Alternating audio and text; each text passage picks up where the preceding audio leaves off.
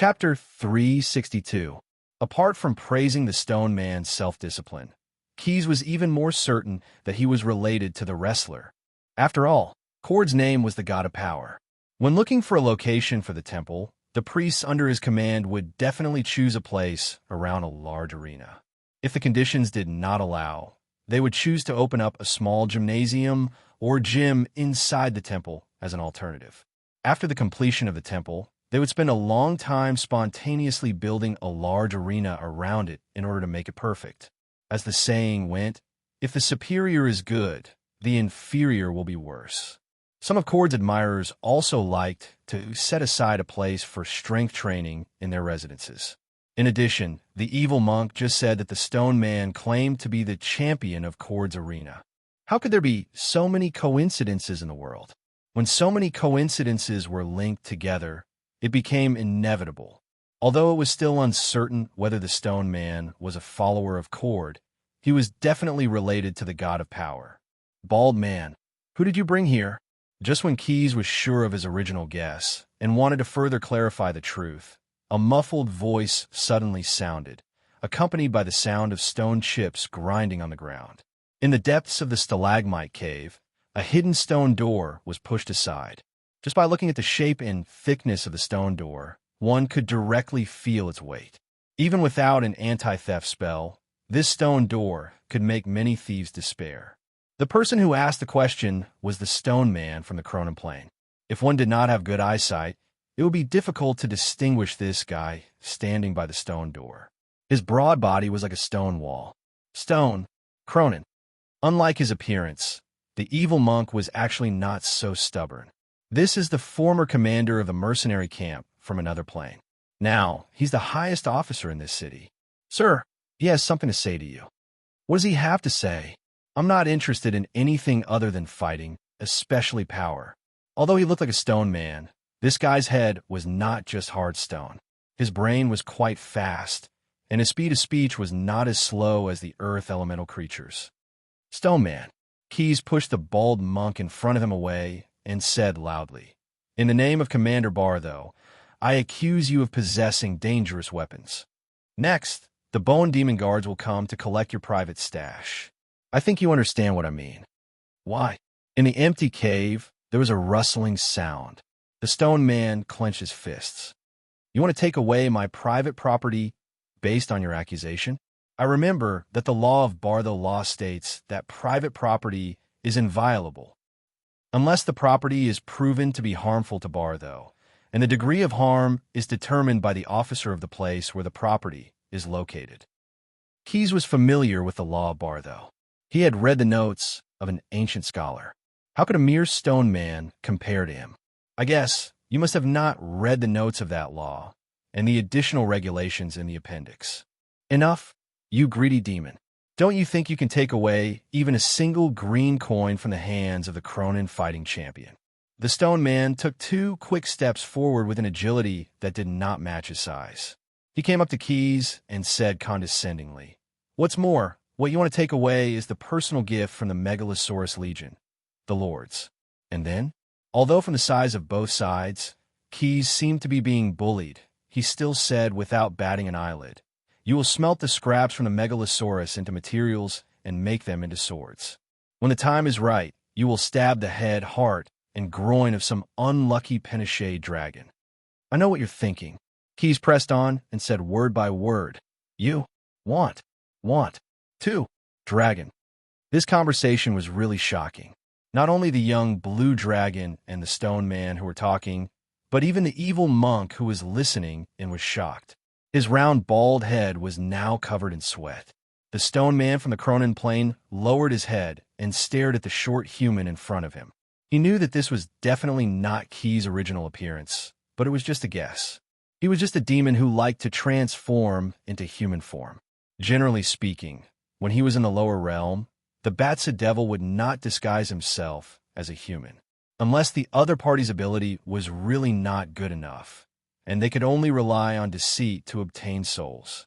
Transforming into human form had become a habit. The wide chin moved slightly, and the stone man's body instantly lit up with light blue runes. With a muffled clang, A huge round stone fell at the entrance of the stalagmite cave and blocked the entrance. Stone Man. Seeing this, the evil monk knew what the other party was thinking. Although he knew that the young blue dragon was strong, he was still a little cowardly. Do you want to kill your superior? I advise you not to make a mistake. Intimidating punch. Without any explanation, a stone fist, which was half the size of the evil martial monk's body, suddenly swept over. The stone man was actually a monk too. This surprised the evil monk again. He had already refreshed his understanding of the world several times today. In the past, he had always thought that the stone man was an elemental creature who relied on the advantage of his bloodline. But now, it seemed that the stone man had definitely held back his strength. He was also a monk, so he was very clear about the strengths and weaknesses of this profession. Other than the mysterious rule of bald head plus critical strike, the strength, agility, and perception of a monk would be greatly enhanced with the advancement of their cultivation. The shortcoming of a monk was armor. After choosing a monk as a profession, one could only wear very little armor. Otherwise, the flexibility of the body would be greatly affected, and the power of some of the martial arts would be greatly reduced. But on second thought, the stone man from Cronin indeed had a lot of foresight to choose a monk as his profession. Although the increase in strength was not very great, the monk profession could greatly enhance his agility attribute. Moreover, not being able to wear too much armor was not a serious problem for the stone man. His stone muscles were his strongest armor. In a flash, the evil monk and the young blue dragon quickly retreated and dodged the attack of the intimidating punch. However, the stone man wasn't angry. Ever since he started using martial arts, he had entered a calm state called the 9 Trials of the Abyss. By carefully observing his opponent's every move, he analyzed the best way to defeat his opponent. If the first attack did not hit, there was still another attack. Stone Zen Style, Earth Spike Caltrip. Chapter 363. Mortals are so impatient. The magnificent game is about to begin, and they're already playing by themselves. In the cave at the bottom of the stalagmite, Stim sat on his rocking chair, made of wrought tan. He crossed his legs and rocked back and forth as he cursed. He was holding a pen and paper in his hand, and he was writing and drawing, marking many things. Suddenly, a piece of gravel fell from the ceiling and coincidentally hit his bald head, which was not very round. How annoying. My inspiration for design was interrupted. I'd better find a quiet place to stay for a while. He stretched out his slender hand and snapped his fingers. All the equipment in the cavern, the catapult device outside the cavern, and Stim all disappeared without leaving a trace. They left first. Is it a temporary retreat, or do they have other plans? On the way here, Keys had placed a magic spying eye on the spur of the moment. Originally, it was just for practice, hoping to improve his divination spells. For some reason, he didn't seem to have any talent in this school. However, coincidentally, after meeting Stim, this magic spying eye, which was placed at almost the maximum detection range, seemed to be of great use. It could be used to detect the mysterious dwarf master. Of course, in order not to anger the dwarf, Keys did not release the magic spying eye to stare at Stim all the time. Instead, it swept over from time to time, pretending to observe the surroundings of the dwarf's residence, as if nothing had happened. Just now, the magic spying eye, with its special vision, discovered that there was an energy fluctuation around Stim's residence that was suspected to be a teleportation spell. Moreover, the catapult device that Stim had placed outside the house all along had also disappeared. Although Keys couldn't see through this mysterious dwarf master for the time being, he had some guesses in his heart. To be honest, the young blue dragon didn't want to become enemies with him. At least on the front line of the blood war, he didn't want to make another dangerous enemy at all. Now, for some unknown reason, Stim had left the residence that he used to live in first. This unexpected turn of events made the young blue dragon feel like he was a monk, unable to make heads or tails of the situation. Counter soldiers with arms, water with an earth weir. Keys sighed. If you want to do something well, you have to start now. After calming himself down, Keys suddenly stretched out his legs and kicked several stone spikes that were attacking his crotch into pieces. At the same time, he clenched his hands into claws and waved them repeatedly. He used the martial arts technique of the tiger claw style from the Nine-Sword catalog and brutally tore the stone words that surged down from the ceiling into two halves. He was different from Keys, who used brute force to deal with the situation. When the evil monk faced the sharp stone spikes that kept shooting out from above, under his feet, and the walls around him, he could only rely on his nimble movements to dodge them. The space in the cave was limited, and the extremely unusual stone Zen style that Cronin used was very suitable for this environment. Soon, the space here was almost filled with sharp stone spikes. Seeing that he couldn't avoid them, the evil monk could only grit his teeth and use his trump card. He formed a sword with his right hand and pointed it at his shiny forehead. The secret tattoo that was hidden under his scalp and given to him by the elders of his sect was automatically activated by the evil monk, leading him into a mysterious state. Cloud force. In an instant, the flesh and blood on the evil monk's body disappeared, turning into surging clouds. Oh, a disciple of the Four Symbols sect. Looking at the evil monk that had turned into something like an air elemental creature, Keys was slightly surprised. As one of the main schools of martial monks, the reputation of the Four Symbols sect was not something that a small sect like the Stone Zen style could compare to. In the entire multiverse, this sect was famous. However, in order to better control the power of the elements, most of the disciples of the Four Symbols sect would not deviate too much from the good and evil camps. Most of them would choose to be like the elemental creatures, remaining in a permanent neutral camp. They would continuously train their willpower and physique to improve the essence of their lives. The evil monk that was forced to become a mercenary in Bateau's camp due to the contract with Bateau was obviously not one of them. Even without using a detection spell on him, Keys knew that he was definitely a red-name monk based on his actions. "Stone Man, I'm going to smash that stone head of yours into pieces." The evil monk roared angrily. The skill Cloud Force was actually something that he could not grasp at the moment, but he had no choice but to activate the secret tattoo in order to save his life. As for that secret tattoo, it was originally a trump card that he used to further his understanding of the higher realms and to further improve himself. After losing it, his family would know that with his current camp attributes, he would definitely not be able to gain the approval of the elders of his sect. In other words, he might never be able to improve on the path of the Four Symbols sect's martial monk. Unless he was exceptionally talented and could figure out a new technique on his own, or obtain some great opportunity, he would not be able to break free from his shackles. However, he was just a minor character that the author did not even bother to name. He really did not deserve the treatment that only the main character could receive. It was because of this that he was so angry. He was so angry that he wanted to tear apart all the people who brought about his bleak future. Of course, with his normal intelligence, he did not choose to go against Keys.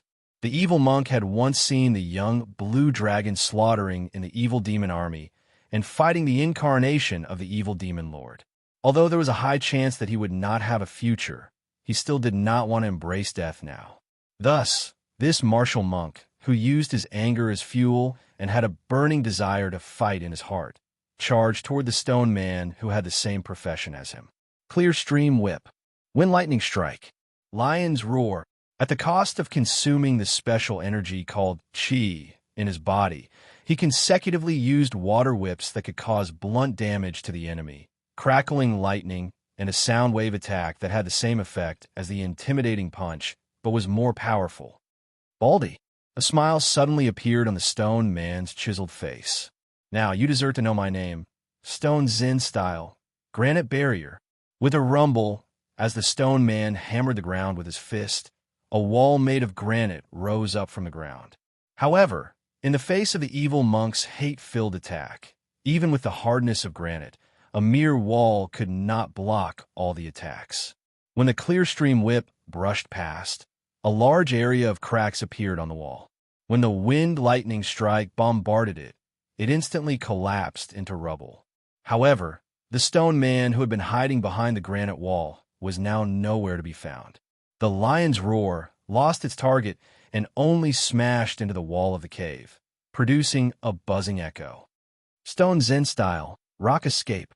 It turned out that the stone man had already used the escape technique commonly used by martial monks. Due to his style, the only medium he could rely on to escape was rocks. And in this cave that was almost filled with stone spikes, rocks were everywhere. In a flash, the stone man appeared behind the evil monk and smashed his heavy fist into the back of his opponent's heart. Stone Zen style, earth infiltration. Stone Zen style, diamond drill. After transforming into a cloud, the evil monk was immune to most physical attacks. But under the effect of the earth infiltration, abundant earth elements forcibly seeped in, and sand instantly filled his body. And the stone man's heavy fist was accompanied by an even fiercer diamond drill, profound meaning. Although it was just a punch, it was like a small drill, shattering every piece of earth and stone that made up his body. A large amount of damage was applied to the evil monk's elemental body through the earth and stone as a medium. Bang! With a muffled sound, the evil monk turned into dust and completely lost his life. My name is Stubborn Cliff Cronin.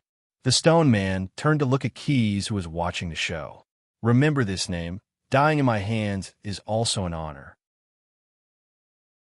Chapter 364. In the face of an unknown enemy, Crag Cronin raised his own flag. It could be said that the ignorant were fearless.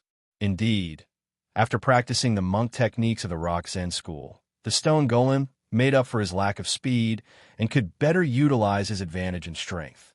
However, the multiverse was vast, and there were countless creatures with extraordinary talents.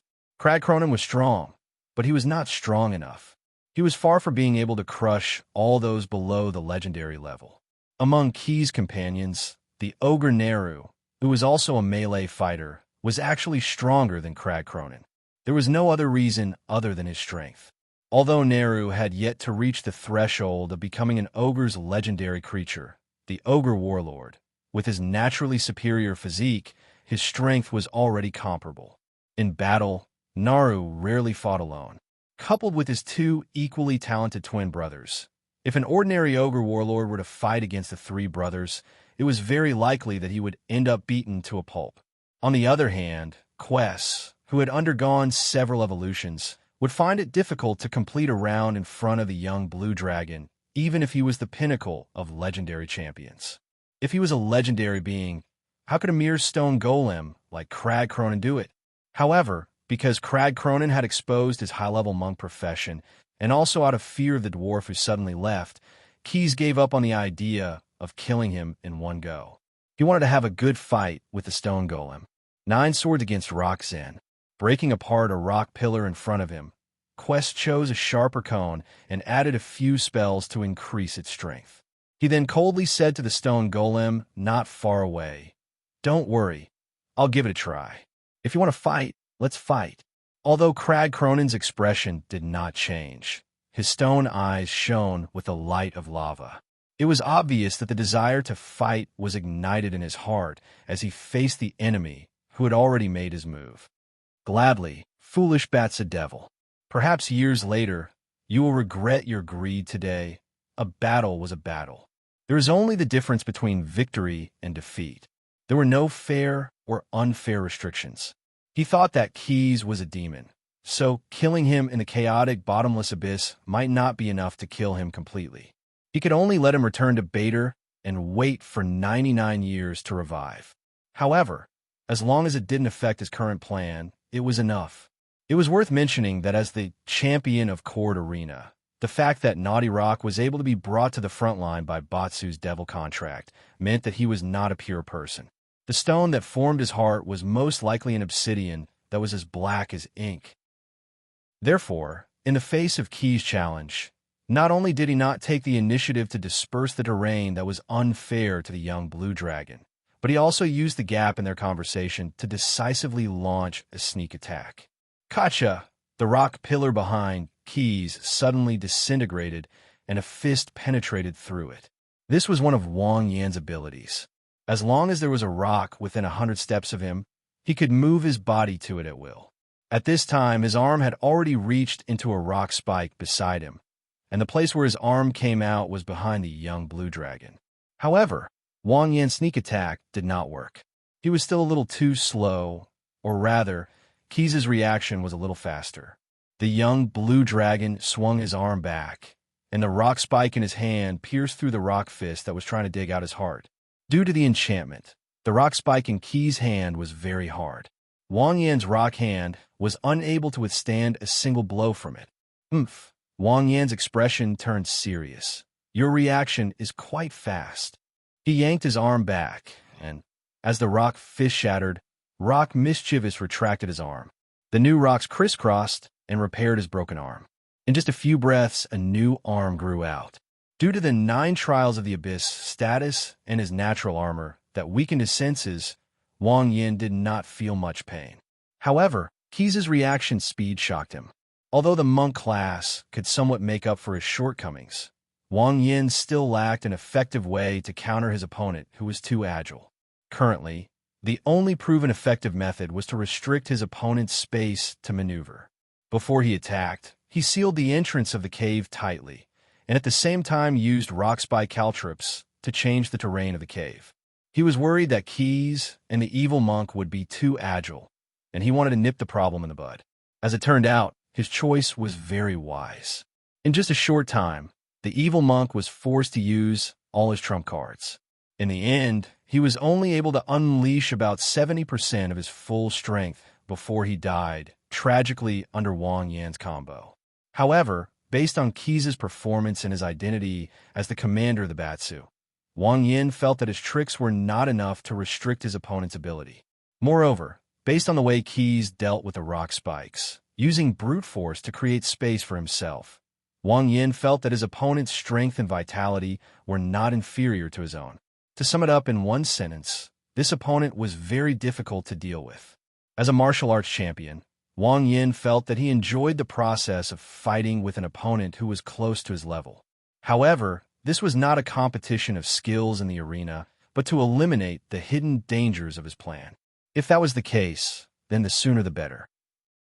Because any delay could lead to unexpected changes, and one careless move could lead to failure. He did not dare and could not bear the consequences of his plan failing. After analyzing the pros and cons, Wang Yan's eyes became more determined. Greedy devil, you asked for it. With a series of crackling sounds, as if it was being carved by an invisible sharp blade, winding grooves appeared on Rock's stone body and quickly spread to the surface of his cheeks. Lava gushed out from Wang Yan's eyes, as if he was crying. The lava flowed along the grooves and covered his entire body. At this moment, he seemed to have turned into a lava creature. His originally dark green stone skin was now glowing with a sickly red light. Stone Zen style, broken rock array. Wang Yan suddenly knelt down on one knee, pressed his arm down, and punched the ground. At the same time, 6 floating rocks with mysterious runes on them suddenly popped out from the ground around Keys. These rocks emitted a strange wave and vaguely surrounded the young blue dragon. Stone Zen esoteric. Magnetization. Just as Keys was about to jump to escape the encirclement of the floating rocks, Wang Yan suddenly waved his hand and pointed forward. The formation of the floating rocks suddenly exploded with a strange energy and froze the young blue dragon in the middle. Other than his movement being interrupted, Keys also felt a special energy lingering around his body. Moreover, this energy seemed to be able to counter spells to a certain extent. If he forcefully cast a spell or used a spell item, there was a high chance that he would fail. However, this energy felt familiar to him, as if there was something similar in the inheritance of the power energy dragon. This is magnetism. Keys suddenly realized that he might have met a stray cat wearing Cronin's skin. This is really interesting. Chapter 365. What was a mongrel? Mongrels were also known as the spirit of the earth. They were famous for rolling around and kicking their opponents and teammates around. However, without the support of Fatso's round and cute appearance, the terrible experience of using him, whether as an opponent, a teammate, or for himself, would simply make people want to hammer him when they saw him. As the saying goes, a team battle can be lost, but a mongrel must die. Perhaps due to habit, Keys saw Rock Golem use a skill similar to a game hero in his memory. He sighed at the fickleness of fate and found it interesting. Then he glared at Rock Golem. Of course, Rock Golem was holding back his strength to use the Rock Zen Sect combo attack. He did not notice the change in the young blue dragon's expression. In order to end the battle quickly, he had no choice but to use his trump card like the evil monk from before. Although Rock Golem's trump card was not a one-time use, it required him to suffer a great deal of pain. After all, he was a Cronin Rock Golem, a branch of the Rock Golem race. He was not a real fire creature. In order to manipulate the magnetic field in a small area, Rock Golem could only bathe himself in lava to heat up his body. Rock Zen Sect, grasp of geomagnetism. Rock Golem, who was kneeling on the ground, reached out his hand and clenched it tightly. The floating rocks surrounding Keys immediately received the command. This was a common way to use the rock remnant array. It was best used against enemies with high agility. As long as one was surrounded by the array of suspended rocks, the dense magnetic field could not only prevent the opponent from casting spells, but could also create a repulsive force or resistance from different directions to hinder the movement of the enemy who had already been magnetized. Although Rock Golem's skill was limited and could not manipulate the repulsive force and gravity within the rock remnant array, he could still control the rock remnant array and make it hang on Keys like sticky candy. Even an adult white dragon might not be able to carry 6 of them. Rock Obstinate stared at Kith, who seemed to be struggling. Let's see if you can still move at high speed. Rock Obstinate thought viciously as he looked at Kith, who was being dragged to the ground. To be honest, the weight of these broken rocks was really shocking. After transforming into his human form, Keys was actually unable to bear such a heavy burden. Moreover, the magnetized state was indeed not suitable for casting spells. However, one would never be able to defeat a strength energy dragon with brute strength alone. Keys, who possessed a portion of the strength energy dragon's bloodline, would naturally be much weaker. The heavy broken rocks were as light as a feather because they were supported by the force field he exuded. However, he did not take the initiative to counterattack. Since he had already used the grasp of geomagnetism, would the boulder tumble be far behind? Keys had a backup plan, preparing to give the stone man an unforgettable surprise. Foolish devil Batsu, turn into dust in your despair. Stubborn Rock roared excitedly, thinking that he had succeeded in one hit. Stone Zen style, boulder tumbling. The high temperature made the rocks on his body more resilient, which was why Rock was able to bend his body. In his excited roar, the stone man warrior monk turned into a stone ball covered in lava and rolled towards the young blue dragon who was bound. According to the records in the Book of Legacy, creatures in a magnetized state would be in an extremely unstable state. If they would be hit with another boulder tumble, it was very likely that they would be blasted into smithereens. Moreover, if this creature happened to be in the middle of the broken rock formation, then very likely would become certain, and the broken rocks would also explode due to the boulder tumble. A long time ago, Rock had heard from his teacher that there was once a powerful half-dragon warrior who wanted to forcefully challenge the Stone Zen Styles Mountain Gate. He was attacked by the Stone Zen Styles headmaster in the Broken Rocks formation, and in the end, he was turned into dust. Although he had always been rather conceited about his own talent, it was not that he did not know his own limitations. Perhaps my martial skills are not as profound as seniors, but it is not difficult to crush this damned devil into dust. That scene is really something to look forward to. Little did he know that his actions also surprised Keys. It really is the boulder tumble. The young blue dragon shook his body, and the force field around him surged out crazily. The broken rocks formation was instantly pushed far away. The stone all in his hand was magnetized, and the magic effect on it was almost gone, but it did not matter now. Take off, Stone Man.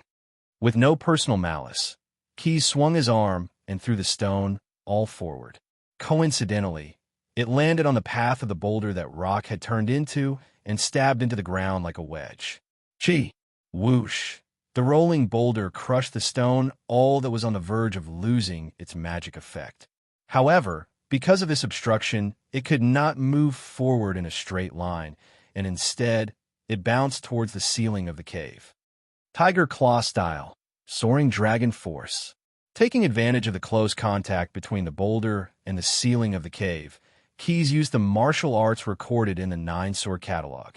He stepped on the ground and soared into the air, launching a surprise attack on the enemy. Tiger Claw style, Mongoose's Fury. The soaring dragon force that he had just used allowed Keyes' human form to fully stretch out. At this moment, he was like a spring that was filled with potential energy, and suddenly his power exploded in the most violent form. Claw attack, kick, stab. Like a storm, he attacked continuously, turning into a series of afterimages. At this moment, Keyes seemed to have grown 3 heads and 6 arms. Among the various styles of the Nine-Sword sect, the Tiger Claw style might not be ranked first in terms of the strength of barehanded attacks. However, if one were to ask which style had the fiercest attacks, then other than the Tiger Claw style, no one in the Nine-Sword sect could give an answer. Warriors who practiced the Tiger Claw style would fully activate the beast side of their body during battle, and even magnify it several times in front of their enemies. They could obtain inner peace from the process of tearing their opponents apart. As the boulder turned back into Cronin's stone golem, and as the boulder fell from the ceiling back to the ground, Keyes' continuous attacks followed it from the beginning to the end and never stopped. Keyes' fierce claws slashed at his opponent's body as if they were carved by knives and axes. Although there was no additional damage, the young blue dragon who had transformed into a human form relied on his swift and violent attacks to smash the boulder until it remained in a stiff state, and there was no way for it to counterattack. In the end, Keyes felt that his palm was a little swollen from the attacks, so he stopped the continuous attacks. As for the boulder, at this moment, it had really turned into pieces. "You have failed, stone golem," Keyes looked down from above and said coldly, or rather, the champion of the fighting under that fighter. Chapter 366. Rock, who could not remember the last time he was defeated, heard Keyes mention the name of the god of power, Cord, and his rock-solid heart could not help but twitch for a moment. Rock's eyes that were like lava balls instantly dimmed, and he said weakly, "So, you already know." His tone was somewhat out of Keyes' expectation. Through observing his previous behavior, Howren could tell that this rock man named Rock was definitely meticulous and at the same time had a persevering personality. Generally speaking, mortals with such characteristics would not give up hope even if they were in a hopeless situation. They would give it their all even if they knew that they would die. But now, just because Howren mentioned the name of Cord, he had the thought of dying quickly. This was abnormal, very abnormal. Keyes suspected that his previous judgment might have been wrong. After all, Cord was only the god of power, not the god of victory. Although he encouraged his worshippers to strive for the crown of victory, he rarely punished the losers. To Cord, what was more praiseworthy, or rather, what was more in line with his priesthood, was the tireless efforts of the mortal worshippers in pursuit of victory. That was the actual behavior of the pursuit of power. Sometimes, the god of power would even favor the worshippers who had worked especially hard but could not make any progress due to their race's condition. He would personally bestow his divine power to free them from the shackles of their bodies so that they could pursue the crown of victory. So, on the other hand, for Cord's worshippers, failure was not scary, but the fear of failure itself. As someone who dared to lurk in the bottomless abyss and carried out the dragon-slaying plan step by step, Rock was not to be trifled with. Before the battle, Keyes even thought that Rock might be a god's chosen one who was undergoing his own training. But throughout the entire battle, Rock did not reveal any divine aura. Hiding his strength when his life was hanging by a thread? That was impossible, but Keyes could not figure out the reason. Unless, why do you want to slay the dragon? Is it not just to please the god of power? Or is there another reason? Keyes was neither omniscient nor omnipotent. Naturally, he would ask questions whenever he did not understand something. This was a good habit that was worth learning. Upon hearing this question, Rock Mischievous was startled. He realized that the other party did not seem to know all of his intentions. It turns out that the Batsa Devil isn't that resourceful after all. The rock thought to himself and spat out a stone in his mouth. It used to be one of his teeth. Let's make a deal. If you help. No.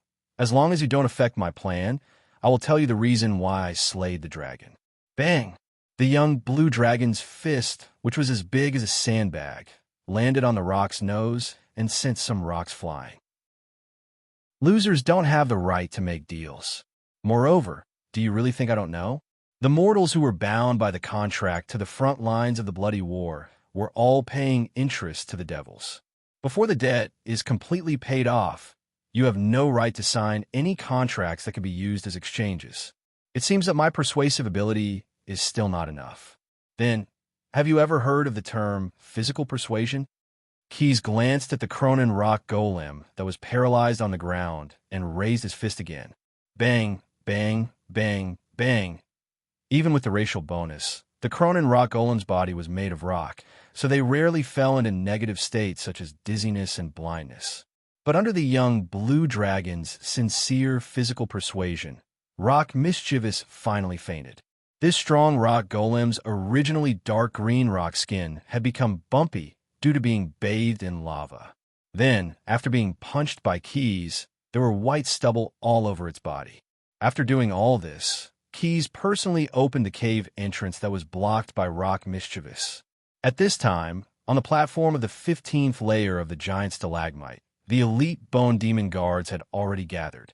After receiving Keys' message, they quickly moved and searched every cave on the stalagmite.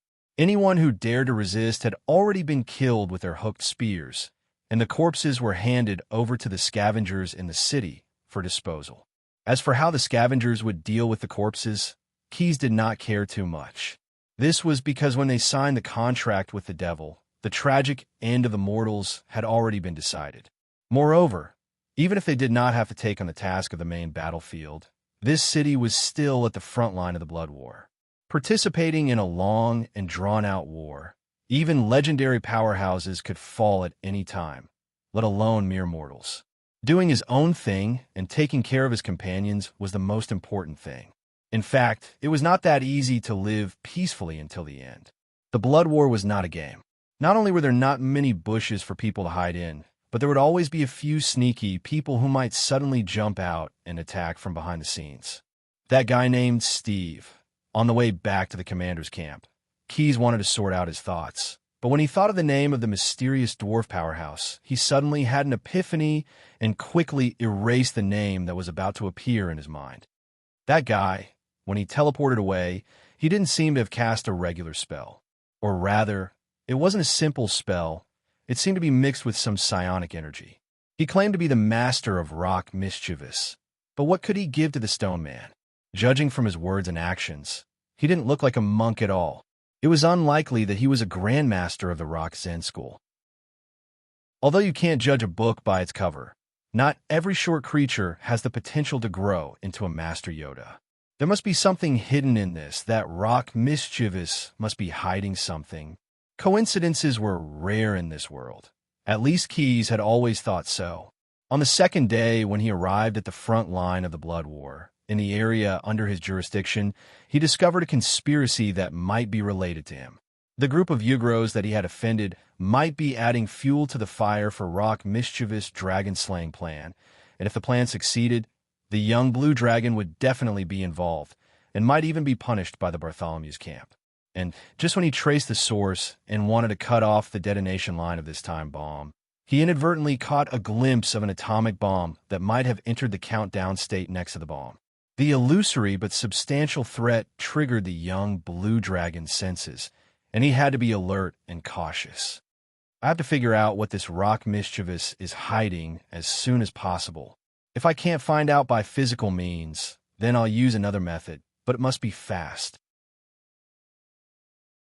Chapter 367. Everyone had their own specializations. Even the high and mighty gods had to make a choice when it came to pursuing power. In terms of the art of magic, there were roughly 8 different schools of thought. Perhaps it was because they were obsessed with a certain field, or perhaps they lacked talent in certain fields, some spellcasters would choose among them. They would choose a school of thought that was more compatible with them and delve deeper into it, and give up all research in the opposite field of magic. These spellcasters were commonly known as specialized wizards, and the most representative of them were the red-robed wizards of the world of Toril. To be honest, for mortal spellcasters with limited lifespans, specialized was indeed a good strategy. Just like when playing a game, only completing the main mission would allow one to clear the game quickly. Choosing to give up some research in the field of magic would instead allow the mortal spellcasters to grow faster and obtain more power. However, nothing was absolute. Spellcasters who could dabble in 8 schools at the same time and achieve great achievements also existed in the multiverse. However, the prerequisite was that this spellcaster not only had to be extraordinarily talented, but also had to have a long enough lifespan. Keyes' magic consultant, the steampunk half-lich Sneyd, was such a jack-of-all-trades in the field of magic. When a young blue dragon dragged the stone man who was in a stunned state and found this magic consultant, the other party was carrying out related research with the ogre witch Dr. Prue on the value of rearing meat acid mist worms under the combined modification of voodoo and magic. The escape experiment that had lasted for more than 300 years had made Sneyd very clear about the physiological structure of the acid mistworms. The ogre Paru's voodoo skills were also very good. In just a day, he used voodoo potions to eliminate some acid mistworms into meatworms that were fat and easy to tame. In addition, this city was located near the camp of the Bator Expeditionary Army. The power of order was strong, and the worm rule set by the tyrant worm had no effect at all. Therefore, creatures did not have to worry about being accidentally parasitized by the acid mistworms. With all these advantages added together, Sneyd and Paru could be said to have made rapid progress in this research. The research on this technology was also a very important part of Keyes' previous plan. If Keyes could master the rearing technique of the meat acid mistworms and cooperate with the cooking technique of Gree, who was recruited by Ogre Brew and had the stomach of a devil, not only would he be able to better control the Abyss City, but he would also be able to expand the scale of the city by several times. It should be noted that while most of the plains in the Abyss were vast, most of them didn't possess the characteristic of infinite territory.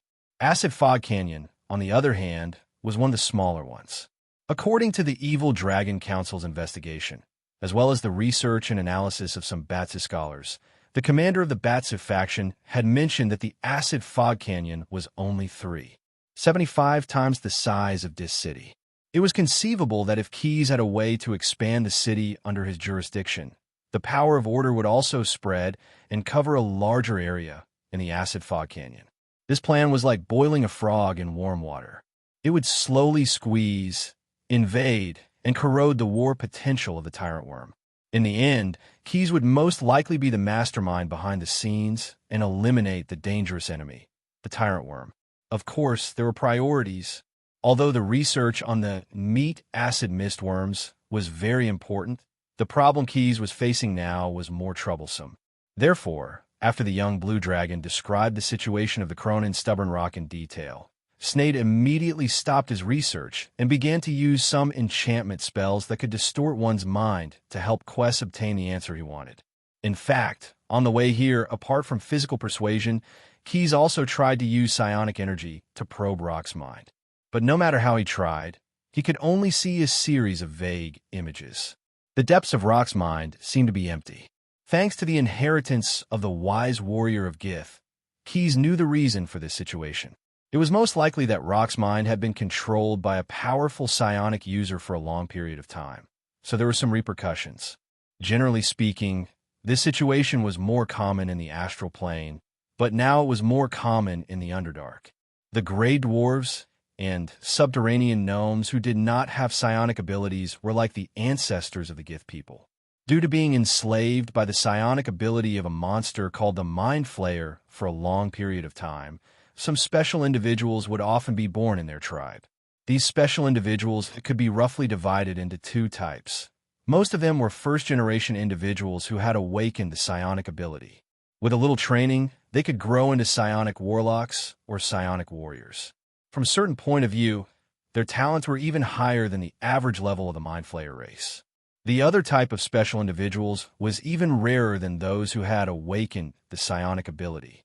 Although they could not control psionic energy, they were immune to psionic energy that directly affected the mind. Even if these people had never been trained, as long as they were strong enough and had suitable weapons, the weaker Mind Flayers would not be able to last more than one round in their hands. The second type of individual, regardless of race, was known as the immune. They were regarded as a great threat by the Mind Flayer race. Because they were chased by the Mind Flayers since birth, if they could live to adulthood, they would basically take the same path to become the Mind Flayer. They would use weapons to pry open the skulls of the monsters and let them look directly into their own sulci. There were many such Mind Flayer among the Gith people. Therefore, in the inheritance left by the Gith sage to Keys, there were some records about their deeds, as well as some corresponding personal guesses. According to the Gith sage's guess, the reason why the immune appeared was because the mind was controlled by the Mind Flayers for a long time. There would be some problems with the consciousness of the creatures, and they would eventually become less sensitive to psionic energy, thus showing the extreme phenomenon of being immune to mind control. And this was undoubtedly similar to the feedback that Keys had received when he used his psionic ability to explore the stubborn rock. Of course, these immune were only less sensitive to psionic energy, not resistant to all spells. In order to deal with the Mind Flayers, the Drows, who occupied a dominant position in the Underdark, had actually captured some immune and trained them. And in order to facilitate the training, the Drows had developed a lot of targeted spells. Coincidentally, before transforming into a Lich, Snader was a Drow. After a long time, he came back to the topic. Every profession had its own specialization. Chapter 368. The strong Cronin was lifted by the neck by the steampunk Demolik and placed on the operating table. It wasn't a pleasant experience, but Rock Obstinate couldn't resist at all. He couldn't resist his fate. Most of his rock-hard muscles, which looked like they had been carved out by knives and axes, were now cracked and broken. His joints, which were originally very smooth and round, were now stuck by many small pieces of rock, and the feeling of moving his body had become extremely sluggish. In order to enhance the effects of enchantment spells, it was best for the target to be in a state of shallow dizziness. Therefore, to better deal with those who were immune to psionic powers, the Drows brewed a unique wine with the extract of spider venom. But no matter what kind of wine was given to a Rock Obstinate, it couldn't make him tipsy at all. In the end, Keys added a physical persuasion to force Rock Obstinate's brain to shut down and produce shallow dizziness. Actually, I want to try it too. Rubbing the back of his head, Neru turned to his brother, the ogre shaman Palu, and said, I think I can do the same as Key's physical persuasion. I'll find a chance to do it again in the future. The original manager of the medical camp during the war, the evil monk of the Four Symbols sect, died in the hands of Rock Obstinate. As a sacred samurai with certain healing abilities, Jason naturally took over Rock Obstinate's position. Now, he was devoting a lot of energy to managing the medical camp, as it was the first time Desert Elf Brock came to the underworld. In order to help him adapt to the environment and atmosphere, Keys directly appointed him as the city's security officer and gave him a team of Bone Demon guards to patrol the city every day. As for the Ogre Gourmet Blue, he was quite talented in the distribution of resources. After taking back the rights to the medical camp and the Devil's Stomach Tavern, he went to the city's warehouse early in the morning to do inventory work. Only the brawny Ogre Neru was relatively free at the moment. Although he was willing to continue as the manager of the weapons workshop, the servant army here didn't have any direct combat missions. Materials related to weapons were very scarce, and even the cleverest housewife couldn't cook a meal without rice. Thus, he was pulled over by Palu to watch how Snade made the stone golem and act as a temporary guard. Maybe Palu was naturally very supportive of his brother, who was more muscular than brainy if he wanted to learn something. After all, There was no harm in learning more skills. But you have to control your strength. Otherwise, even a rock will be smashed by your punch. While the two brothers were talking, Snader finished his preparation. The steampunk Demolick rubbed the edge of the temporary console and pressed the device above. Two sharp metal thorns popped out from the surface of the console and stabbed into Rock's stone skull. Although the two metal spikes were small, they were made of adamantine after all. It was not a problem for them to pierce through the natural armor of the Clunan people. Then, Snader tapped twice on the control panel and activated the spell that he had added to the control panel. A light blue spell barrier instantly rose and enveloped Rock and the control panel. Fortunately, I have a good memory. The exhaust pipe behind the steampunk Demolick spewed out 2 puffs of hot air and made a humming sound. If I had forgotten this step, I'm afraid it would have been troublesome after I injected him with the ooze of fear. The so-called brain-eating ooze was actually a mutation of the ooze.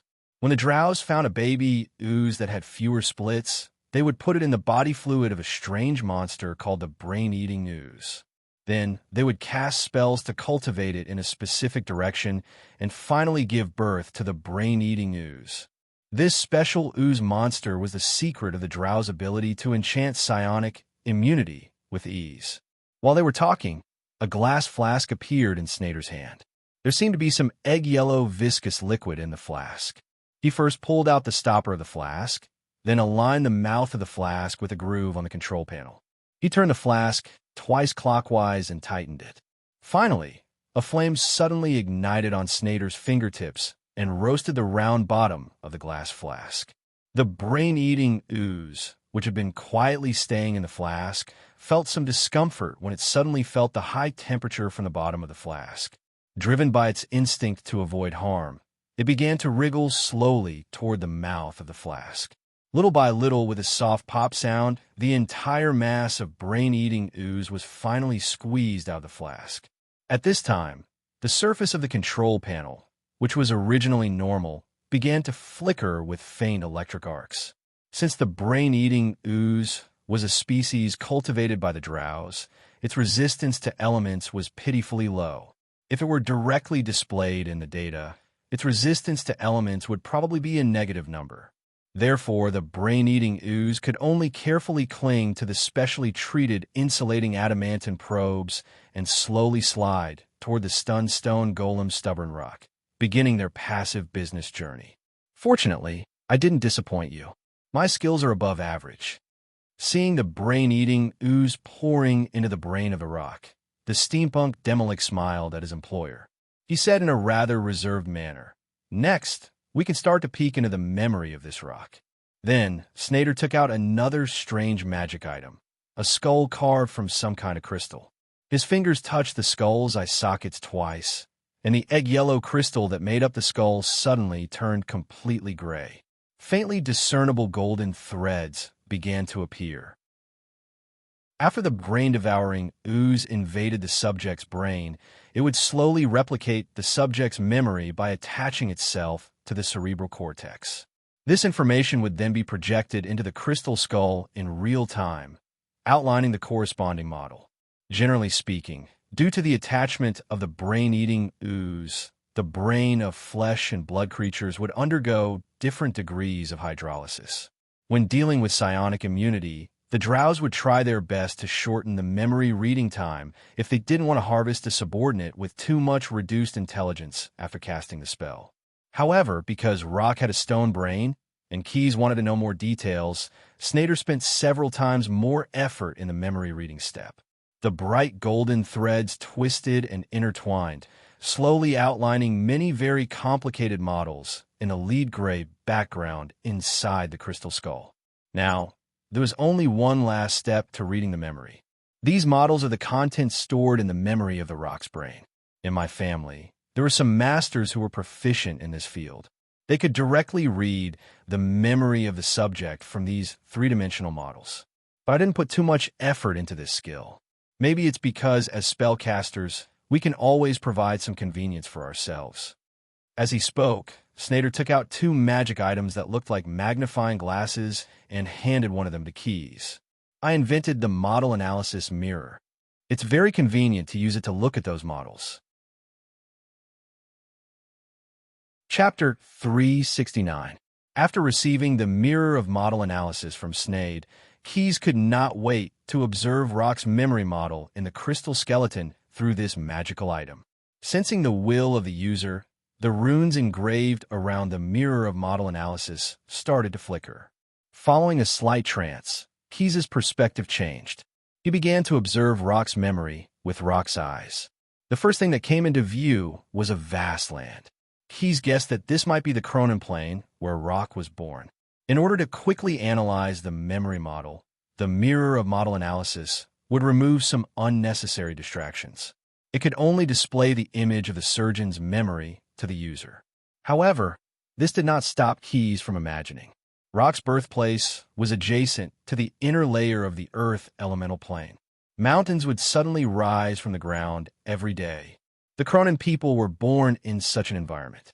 As the mountains rose from the ground, special energy from the depths of the earth was transmitted to the surface and radiated to some special rocks, giving these rocks elemental life. At first, Rock was one of the Cronin newborns. They were in the early stage of being elemental creatures.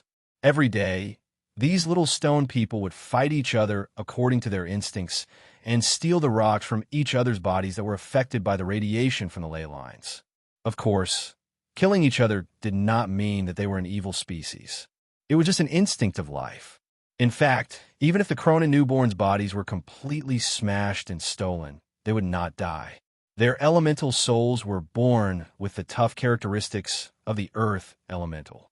Moreover, the Cronin newborns whose bodies were smashed were similar to the players who opened a new save file. In a short period of time, their elemental souls would automatically attach themselves to other rocks and complete their rebirth. However, the frequent rebirth would definitely slow down their growth. At the same time, it also taught them to be cautious in every battle. In Rock's memory, this period of time when he was a Cronin newborns was not small. In fact, every Cronin would go through such a long period of ignorance. They would slowly grow from little stone people until they met the opportunity to become a real Cronin. Rock was lucky. When he grew from a small stone golem to the largest stone golem on the mountain where he lived, the opportunity that belonged to him came.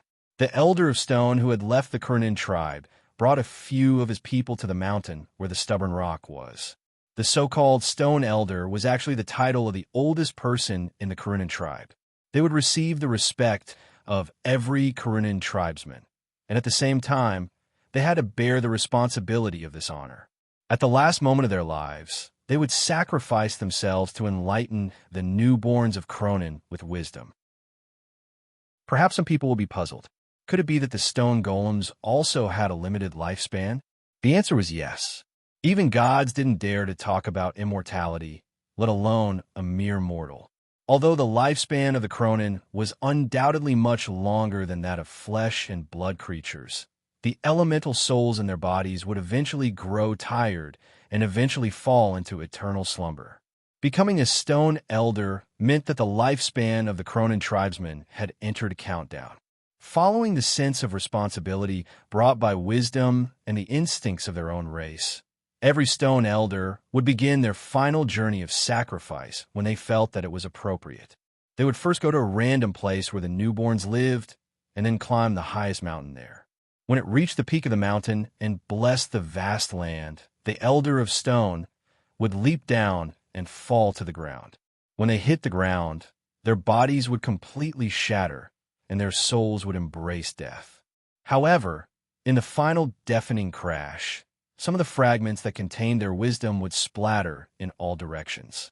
If a strong Cronin newborns were hit by the fragments, they would be enlightened by wisdom and transform into a real Cronin. As the Stone Elder was close to where the Stone Elder landed, Rock had obtained many fragments of wisdom, and so it was easy for him to transform. His body became more well-proportioned, and his body became more agile. His rock-like skin replaced the thick layers of rock. These changes made Rock stand out among the newborns, and he was quickly discovered by the tribesmen of the Stone Elder. They eventually brought him to the tribe where the Stone Elder had been. Rock spent the next few hundred years in this tribe. He experienced duels between warriors, wars between tribes, and battles against invaders from other planes. If not for other opportunities, the Rock King would eventually be like the Elder of Stone, who had enlightened him with wisdom. As his soul gradually waned, he would find a mountain peak and jump down, returning to the embrace of the earth. But one day, this powerful Cronin stone golem met with a turning point in his life. He met a powerful god. Although the god looked like a weak life form of flesh and blood, he was much stronger than the largest Cronin. He was Cord. Perhaps it was on a whim, or perhaps he really liked the sturdy physique of the Cronin people. The wrestler gave him an entrance ticket and invited Stubborn Rock to the sacred arena that had given him his name. He wanted to participate in the battle for the championship. Naughty Rock, who had grown tired of his unchanging life, gladly accepted the kind invitation. He came to Cord's arena and naturally became a believer of Cord. Of course, part of it was the subconscious guidance of the god, but more of it was because Rock agreed with the god's ideals.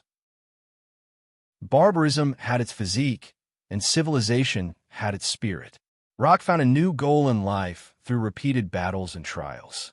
He wanted to become stronger, because only then would he have the chance to become the champion of the arena. Indeed, compared to other weaker races, the Cronin people had a higher starting point. However, the multiverse was vast, and there were many strong people in the arena of the god of strength. There were titans, draconians, clockwork creatures in the realm of machinery. Even in the aspect of strength, which he was best at, there were many people in Cord's arena who were far stronger than him. It was not easy to become the champion of Cord's arena. Rock was originally overjoyed because he had a new goal, but after reaching a certain rank, he encountered opponents that he could not compete with, and this made him feel defeated. That was until he encountered the second turning point in his life. Chapter 370. Do you want to become stronger? Rock Mischievous saw a sticky note on the back of the registration form for a competition. He instinctively looked at the content. To become stronger. Of course, everyone here has this desire. Although he was surprised that the other party was able to tamper with the form signed by a god's chosen, he did not pay much attention to it. After all, the wrestler was a god of the chaotic good alignment. In his arena, there would naturally be people who liked to play pranks. Rock Mischievous had been pranked a few times before, but the results were not serious. Therefore, Rock Mischievous tore up the sticky note and continued to fill in his own registration form. But to his surprise, the surface of the torn note suddenly glowed, and a short creature appeared out of thin air. Keys, who was browsing through Rock Mischievous' memory, could not help but feel nervous as he held the model analysis mirror tightly in his hand. The small creature was none other than the mysterious dwarf powerhouse that the young blue dragon was wary of, Stim. Rock Mischievous was slightly stunned as it was his first time meeting Stim. Keys noticed that his perspective froze for a few seconds. Before Rock Mischievous could ask, Stim reached out his slender hand and snapped his fingers. Then, Rock Mischievous' perspective changed drastically. As a bystander, Keys guessed that Rock Mischievous' mind was controlled by Stim's powerful psionic ability. Strange scenes flashed through Rock Mischievous' perspective like a movie. Rock Mischievous did not realize it himself. He was like a marionette, guided or controlled by Stim, and began an illusory journey in his own mind. As if his consciousness had transmigrated, Rock was first placed in a strange country and became a creature of flesh and blood. Then, he went through a series of strange and difficult experiences. For example, he killed an eyewitness to achieve the so-called perfect stealth. Another example was fighting with an enemy named Blade Master, who liked to take out a giant cannon at the last moment. In the end, Rock Mischievous found the path that suited him the most. During that training, he joined a sect called the Stone Zen School. After going through harsh training, he became a powerful martial monk. After that, using his martial monk skills, he challenged 12 powerful heavenly gods and killed them all. At the end of this spiritual journey, as Stim released his control over his mind, Rock Mischievous was shocked to find that the Stone Zen style martial arts he had learned in that unimaginable experience had been preserved in perfect condition. Just as he was about to ask Stim a question, he realized that he did not have the intention to ask. Rock Mischievous could only rely on his own thoughts and call Stim Master. Rock Mischievous' eyes he began to fill in the tournament registration form. Quest fiddled with the model analysis mirror in his hand, and Rock's memory continued to jump back. Stone Zen esoteric. Magnetization. Stone Zen style. Grasp of geomagnetism. Stone Zen sect. Boulder roll. He's really like Chung Yaojin. Quest could not help but think as he watched Naughty Rock's performance in Cold's arena and finally in the championship arena. He's always the same no matter where he goes. However, the three axes were indeed powerful, and not everyone had the ability of the young Blue Dragon. Rock Mischievous' opponent was a clockwork Goliath from the machine realm. Despite its huge size, it did not have the means to deal with the Stone Zen Sect's monk. Furthermore, because its body was made of metal, it suffered even more damage after being magnetized. With the last boulder roll combo from Rock Mischievous, the clockwork Goliath was reduced to a pile of parts on the ground. As he wished, Rock Mischievous received the honor of being the champion of Chord's arena. The God of Power's avatar personally bestowed him with the crown. However, this perfect plot suddenly took a turn. According to the precedents of previous tournaments, Chord's avatar would use his precious divine power to review the efforts of those champions in the long river of time while wearing the crown for the champion. The God of Power would organize these memory fragments in the form of images, sounds, or words to each of his priests so that the deeds of the champions could be spread more widely. However, when he reviewed the timeline for Rock Mischievous, the God of Power did not find any realistic fragments related to Rock Mischievous becoming a Stone Zen sect monk. In other words, Rock Mischievous learned the Stone Zen sect technique out of thin air.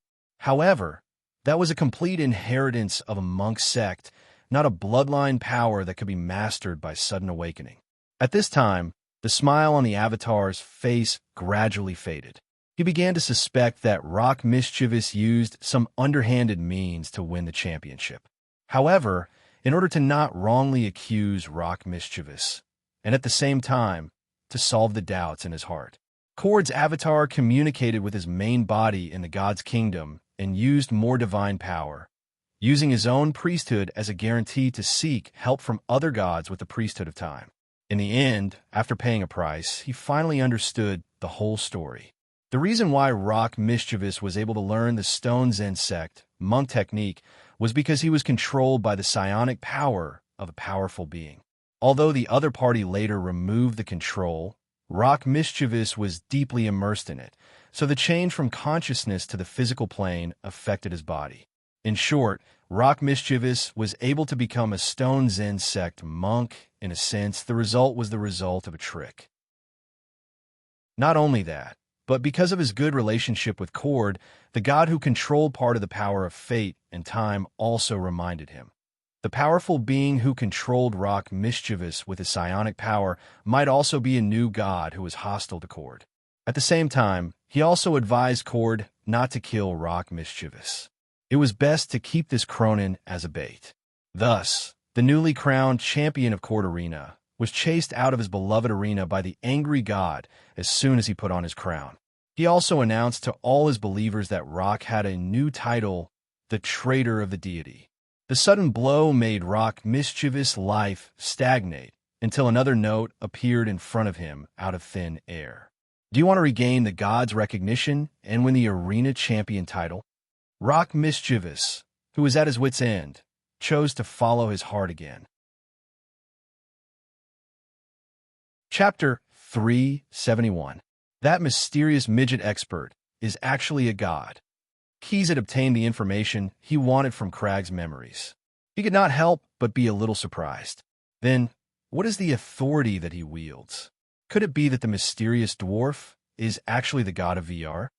Although this was the young Blue Dragon's thought, he did not know that his words were actually not far from the truth. However, the current Acid Fog Canyon was the front line of the Blood War. Even if one was as noble as a god, one could not act recklessly. Knowing that he might be involved in the conflict between gods, Keyes decided to speed up the progress of his plan as a dragon following his heart. At the very least, he did not want to be unprepared when faced with some thorny problems. After leaving the Cronin stone golem, which had been squeezed dry of its last bit of value, to Snade, Keyes left his commander's camp. Just as tall buildings were built on flat ground, the Order of Bator originated from contracts. In order to speed up the progress of his plan, the young blue dragon had to personally go through a few procedures. Although he was a blue dragon, which was a little shameful to say, because of the administrative relationship, the servant army under his control was actually under the management of the Bator Expeditionary Army. Therefore, the first place Keyes went to was the Bator Expeditionary Army's camp. Perhaps it was a habit, but on the Blood War battlefield, the commanders of Batsu would usually only use one tactic: to form a strong camp and fight the battle in a daze. Therefore, as long as it was not too far away, their camp was generally easy to find. There was no other reason other than the fact that it was eye-catching. As long as one saw a city wall that was as tall as a mountain range and stretched to the horizon, it would definitely be the outer wall of the Bator Expeditionary Army's camp. If resources and time allowed, they would try to build a few more inner walls. As long as it did not exceed 12, the number of walls of the Avernus Bronze Castle, it would not be considered excessive. Fortunately, the Bator Expeditionary Army had only been in the Acid Fog Canyon for a short period of time. The demons only had time to repair 2 walls. This meant that Keyes only had to pass through the city gates twice, be interrogated twice, and pay the city entrance tax twice. If they did not want to be marked as enemies by the Expeditionary Army, they would have to abide by these rules even if they were on the same faction. They were not allowed to fly, jump, or teleport over the city walls. They could only enter through the city gates obediently. In order to avoid encountering some cliché scenarios, the young blue dragon did not transform into a human form. Instead, he transformed into the appearance of a horned demon. This type of devil had bat-like wings and a majestic physique. They were also famous for the single horn on their heads. They were the backbone of the Legion of Devils and the best candidates for commanding small tactical units. Compared to other types of demons, horned demons seemed to be braver. They rarely took the initiative to retreat in battle. In fact, this was actually a misunderstanding. They fought bravely in order to obtain the opportunity to advance. As long as horned fiends were promoted, they would be able to advance smoothly and become powerful pit fiends. It had to be said that Keyes had made the right choice as he walked through the camp of Bator's Expeditionary Army in the form of a horned demon. Faced with a horned demon walking towards them, the barbed fiends, steel fiends, and other low-ranked demons would all stop in their tracks and bow to express their reverence for the strong. You. That's right, I'm talking about you. Keyes raised his chin and gestured to the captain of a barbed fiend patrol nearby. The barbed fiend immediately jogged over and answered politely, "My lord, what orders do you have for me?" Keyes did not beat around the bush and went straight to the point. "Where is the logistics department's office? Give me the specific location." The captain pondered for a moment and replied, "There are 2 offices. There are 2 places in the office. If you wish to complain about the distribution of resources, you can go to the 6th sector, number 113. There's a small office there that specializes in handling logistical complaints. If you want to inquire about the next batch of logistics supplies, you should go to the Bardo Logistics Department's office in the Acid Fog Canyon, also known as the Acid Fog Office. It's right next to the Sector 1 command post, but they don't accept complaints." Having obtained the information he wanted, Keyes waved his hand and shooed away the captain, who still seemed to be hesitating. How stingy, not even giving half a calamity coin as a tip. The 1st sector was the headquarters of the Expeditionary Army.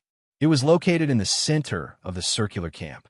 After some effort, Quest saw the Bardo Logistics Department's office near the towering defensive buildings. It had a sign that read, "Acid Station Office."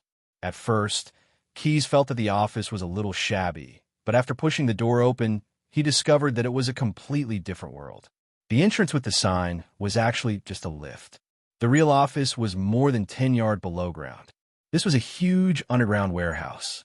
The walls, floor, and ceiling were all made of fluorite carved with runes. Not only did it give the place sufficient defense, it also provided lighting without any blind spots. Keyes was able to enter this place smoothly because he had a letter of appointment stamped with the official seal of the logistics department. Otherwise, the lift would have automatically triggered a mechanism and randomly banished him to an unknown corner of the multiverse. Perhaps due to the precision of the operation, there was not a single inferior demon in this underground warehouse. Many specially modified magic golems were walking around the strategic teleportation gate in the center of the underground warehouse. They first sorted the resources, then packed them up and put them into small teleportation gates that connected the various commanders' camps. While Keyes was amazed by the logistics department of Bator, the person in charge of logistics came up to him. To Keyes' surprise, this person was not a purebred Batsa devil, but a tiefling. The tiefling was wearing a black ceremonial robe made of top-quality silk. Several heavy gold rings, studded with pearls and gems, clattered on his fingers. Apart from the aura of a nouveau riche, this tiefling, who was in charge of the Bator Expeditionary Army, also had a cold and aloof appearance. His lips were very thin, especially when he closed his mouth. Others would even wonder if he really had a mouth on his face. He was tall and thin, like a pencil, long, thin, and gray. Keyes felt that this tiefling was not easy to deal with, so he didn't bother with pleasantries. He directly stated his request. "I need to go through some procedures." Saying so, Xian handed the tiefling a few application forms that he had filled out earlier. He even attached his letter of appointment. "You're the person in charge of that servant army." The tiefling looked at the letter of appointment. After confirming that the official seal on it was valid, he flipped through the application forms. He looked up at Keyes in surprise. "You want to upgrade your base to Bator Town?" "That's right," Keyes replied. "I think Boomtown is a good name." Chapter 372. Generally speaking, it was very difficult for a settlement to be promoted to a town within Bator's territory. Among them, not only did it involve an incomparably large number of audits, reviews, relationships, and innumerable procedural problems. More importantly, every town was equivalent to a territory. Devils who had their own territory would become Batsu lords. Becoming the lord of Batsu was an honor that many devils yearned for even in their dreams. It was said that excluding the one in Nessus, the remaining 8 lords of the 9 prisons of Bator had all been ordinary Batsu lords in the beginning. It was easy to imagine how attractive it would be for a devil to obtain such a top-notch advancement. However, authority and duty were inseparable. If one wanted authority, one had to fulfill an equivalent duty. Every Batsu lord had to manage their territory diligently. If they didn't manage their territory well, the Batsu lord would lose the favor of the power of Batsu. In the worst case, they would directly suffer the humiliation of being demoted. In this world of Batsu, where compassion was withering and treacherous, not only did the Batsu lord have to face the pressure of managing his territory, he also had to be wary of the schemes of other devils around him. However, it was easy to block a spear in the open, but hard to block a stab in the dark. There were many cases of people who had been careful for thousands of years only to lose everything because of one careless move. Some extremely powerful devils would not take the initiative to claim a territory and become an independent Batsu lord, even if they were very confident in their own strength. This was because the risk of doing so was too high. Most rational devils would not be able to make such a decision. Therefore, in the end, if one wanted to become a Batsu lord, they would have to at least pledge their loyalty to a certain devil duke to seek protection. However, what did this have to do with Keyes? He was not a Batsu devil.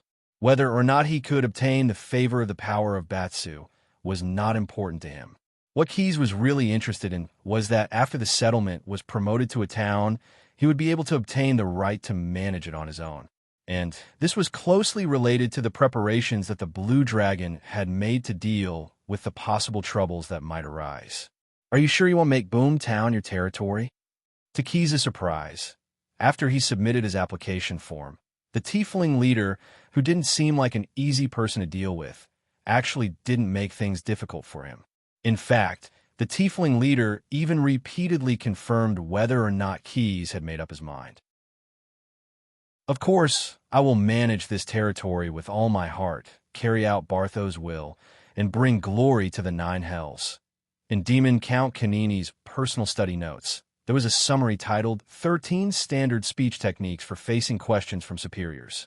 At this moment, in order to make his answer more standard, Keys chose a certain paragraph and repeated it in its entirety. In that case. The tiefling manager tilted his head in contemplation. The young blue dragon sensed a faint magical fluctuation. It seemed that the tiefling manager was reporting the situation to a higher-ranked official in Bador. Yep, I'll provide you with the appropriate authorization procedures. So what else do I need to do? For example, what form do I need to fill in? Keys asked. That won't be necessary. However, you'll need to pay 3 soul prisms as a service fee.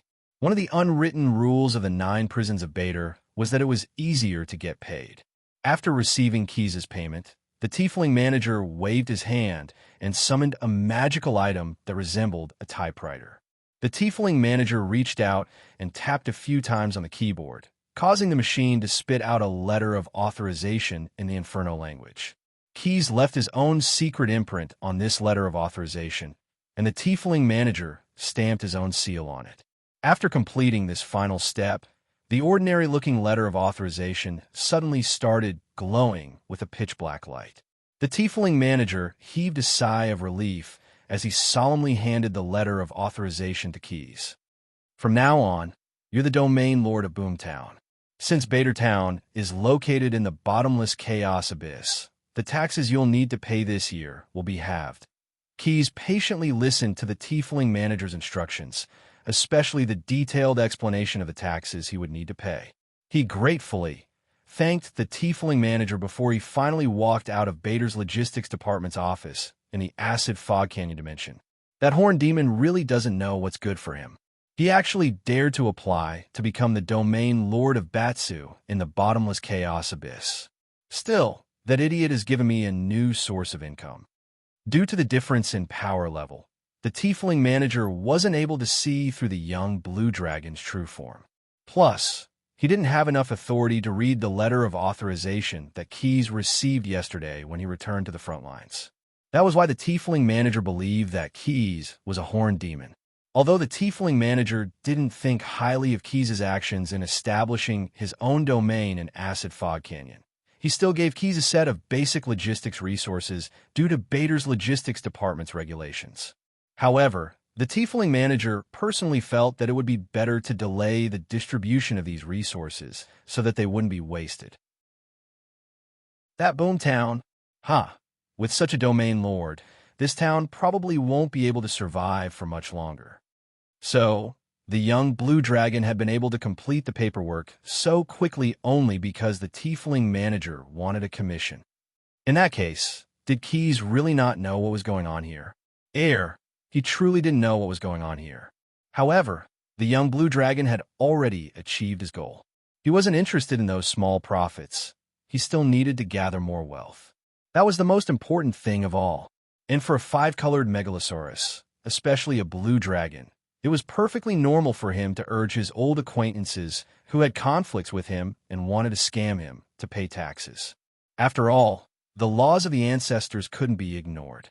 After completing the paperwork, Keys returned to Boomtown, which he had just obtained a new name for himself. He didn't even have time to take care of other matters, as he directly went to his own camp and started reading the Lord of Boomtown's authorization letter to learn how to use his authority. The Lord of Bader Town has the right to collect taxes from merchants who evade taxes. The Lord of Bader Town has the right to set different taxes for different merchants depending on the situation. The Lord of Bader Town has the right to set prices for certain goods. Depending on the situation, the Lord of Bader Town can set prices for certain goods.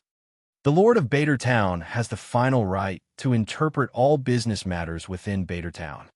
Keys revealed a gratified smile as he read these friendly terms.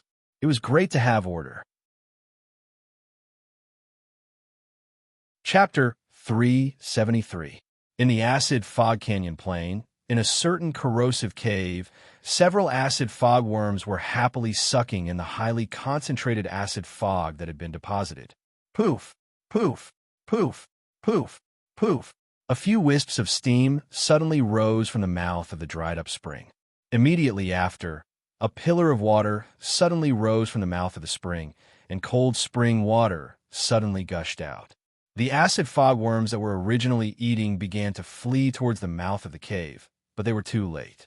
In the end, they still died beside the mouth of the spring, but they did not drown. Instead, they were all crushed by the bottom of the boat. Just now, as if it had appeared out of thin air, a large boat suddenly sailed out of the spring water and instantly filled half of the corrosive cave. This was a disaster crossing boat. Many merchants in the lower realms relied on this kind of boat to sail on the river Styx.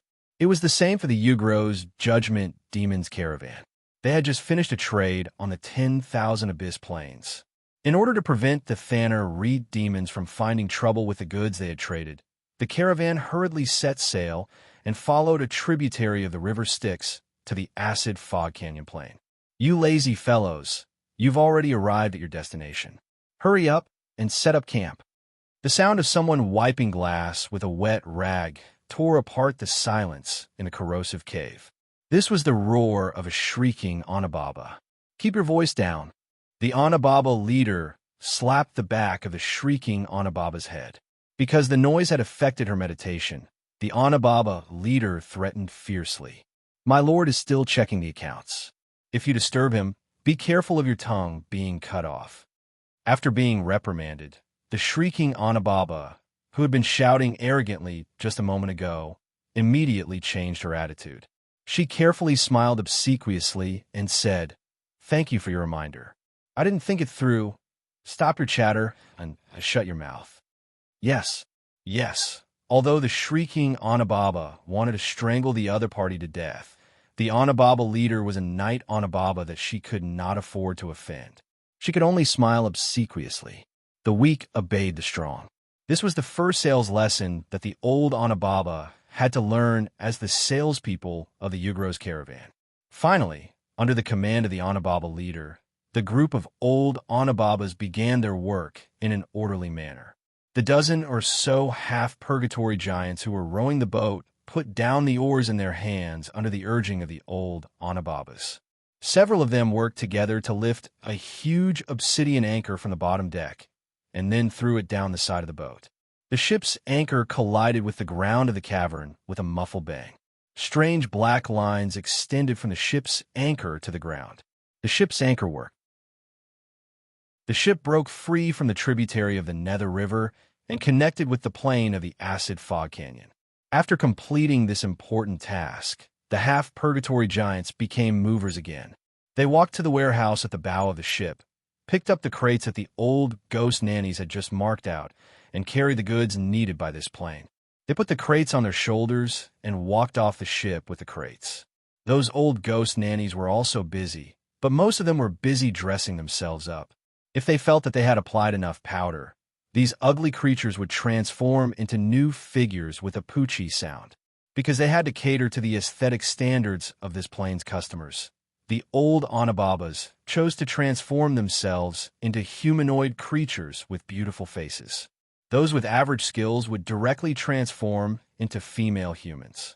Those with better skills would transform into female elves that were even more different from their original forms. She even has to spray perfume on herself. The screaming Onababa, who had transformed into a young human girl, looked at the Onababa leader, who had yet to transform and was still working on the details. She was full of malice. This time, she must also want to make a cameo appearance as a street lady to earn some extra money. She definitely won't hand over all her earnings to the boss. If I get the chance, I'll definitely. Just as the screaming Onababa was imagining the wonderful life she would have after reporting her leader and gaining the favor of the Ugro's boss, the sound of hinges creaking pulled her back to reality. The door of the ship's stern opened, and the Ugro's judge walked out of the captain's room. Who was making a racket just now? Don't worry, I was just a little curious. The screaming Onababa instinctively shrunk her head and wanted to retreat into the group of old Anababas. However, the Anababa leader's powerful palm once again slapped the back of her head. She couldn't control her body and staggered 2 steps to the center of the deck. "So it's you. Don't worry, I won't cut off your tongue." The judge with the wolf's head cracked a smile and said, "Because that will devalue your value." The screaming Anababa let out a sigh of relief. After all, without a piece of meat, those boatmen might not be able to eat their fill. Dispel the spell. The judge pointed his finger, and a red light flashed on the screaming Anababa's body. She returned to her original appearance. Before she could beg for mercy or explain, a palm 10 times stronger than the Anababa leader's grabbed her throat. The half-purgatory giant boatman with a slave collar around his neck bowed to the judge, then pulled the screaming Anababa to the boiler room at the bottom of the deck. These half-purgatory giants hadn't eaten meat for many days. Today, they finally got some compensation. After finishing this trivial matter, the judge's mood became a little better. He felt that today was a good day to do business. He took out a summoning manual from his body, opened one of the pages, and chanted an incantation. Suddenly, a huge purgatory salamander appeared beside the adversity crossing boat. "Pack the goods and set off immediately." The judge ordered the old Anababas. Because they saw how the judge dealt with the screaming Anababa, the old Anababas had extra motivation to work. It didn't take long for everything to be packed up. Thus, the Ugro's caravan once again set foot on the land of the Acid Fog Canyon. According to the judge's plan, the caravan would only stay in this plain for 1 or 2 natural days. Compared to some rich plains where the caravan could stay for 10 days to half a month, this period of time was obviously too short. However, this couldn't be helped. After all, this was the front line of the blood war. Staying here for even a second was a lot of risk. Moreover, the customers in this plain were also very bad. On Tannery's side, other than the worm tyrant that the judge wouldn't provoke as long as the judge's intelligence was normal, the other Tannery that was parasitized by the acid fogworm did not have much purchasing power. On the Batsu Devil's side, according to the news spread among the Ugros, because of the cooperation of the Megalosaurus army, the supplies in this blood war frontline were provided according to the highest standards. They definitely wouldn't be interested in the judge's grocery store. In the previous few times, the judge's only business customers were the servant army that provided services for the Megalosaurus. In the settlements of those bumpkins from other plains, the Ugro's caravan's goods had a certain market. Even if it's just a mosquito's leg, it's still a piece of meat. The judge sitting on the purgatory salamander's back comforted himself. Moreover, there's an initial investment here. If it's done well, maybe we can get revenge. Chapter 374. As a Yugoloth, the Judgment Demon had a long lifespan that was beyond the reach of mortals. With a long lifespan and the need to travel to various planes to do business, the Judgment Demon had many different names. For example, in the Acid Fog Canyon Plain, he would call himself Micah. This was actually the name of one of the Judgment Demon's old rivals. However, the other party had died in an accident, so it was not surprising that the name was borrowed. After walking on the ground of the Acid Fog Canyon for about half a day, the Yugoloth Magic Caravan finally arrived at their destination. According to the Judgment Demon's orders, the old ghost nannies raised the caravan's signboard high up, Micah's bargain shop. As the leader of the ghost nannies, Night Hag had already turned into an elf girl and walked slowly to the sentry post in front. She was a little surprised. In the previous few times she came, the sentry post outside the city was only guarded by a few barbed demons. Usually, she only needed to show off her body and hint something to the guards to save the disaster coins needed to enter the city. But today, the sentry post was guarded by a team of bone demons. She was not that arrogant, so she did not think that her charm could move these ruthless skeleton monsters. "Stop!" The bone demon captain pointed his hook spear at Night Hag and said coldly, "Who are you? And what do you want to do by stepping on the land of Boomtown?" As the bone demon captain unconsciously released the spirit of fear, Night Hag felt her heart thumping. "Sir, I'm the representative of my 'cause bargain shop. After thinking about it, Night Hag decided to pay the entrance fee obediently. After all, she had heard of the Bone Demon's ruthlessness. We want to enter the city. What's the procedure? You're a Yugoloth caravan? Hearing Night Ghost Nanny's answer, Bone Demon Captain turned his head and looked behind her. After a rough glance, he made his own judgment. Night Hag was delighted when she heard this. She guessed that the other party would be afraid of her high-level Yugoloth boss. Yes, we have come here to trade a few times. The customer's response to the caravan's goods is not bad. Pay the entrance tax obediently. The skeletal demon captain didn't want to hear her show off her eloquence. Every person who enters the city will have to pay 1 calamity coin. As a camel, the purgatory salamander will have to pay an additional 3 calamity coins for the city's cleaning management fee. Night Hag did a quick calculation. The sales team had a total of 23 hag, 5 half-purgatory giants as bodyguards, a purgatory salamander, and the owner of the caravan, Maikoe. The entrance fee was 33 disaster coins. This was really a reasonable price. Although he didn't know why the Batsu had set up a toll here, compared to some of the lower plains, the toll here was much more reasonable. After all, they were only collecting calamity coins, not the precious soul prisms. Night Hag took out 33 disaster coins and handed it to the skeletal demon captain. She then received a permission to enter the city with a seal. To be on the safe side, she decided to ask one more question.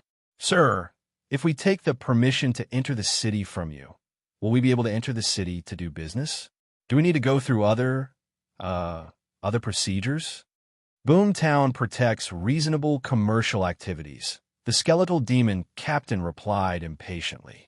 Caravans only need to pay an entrance tax to enter the city.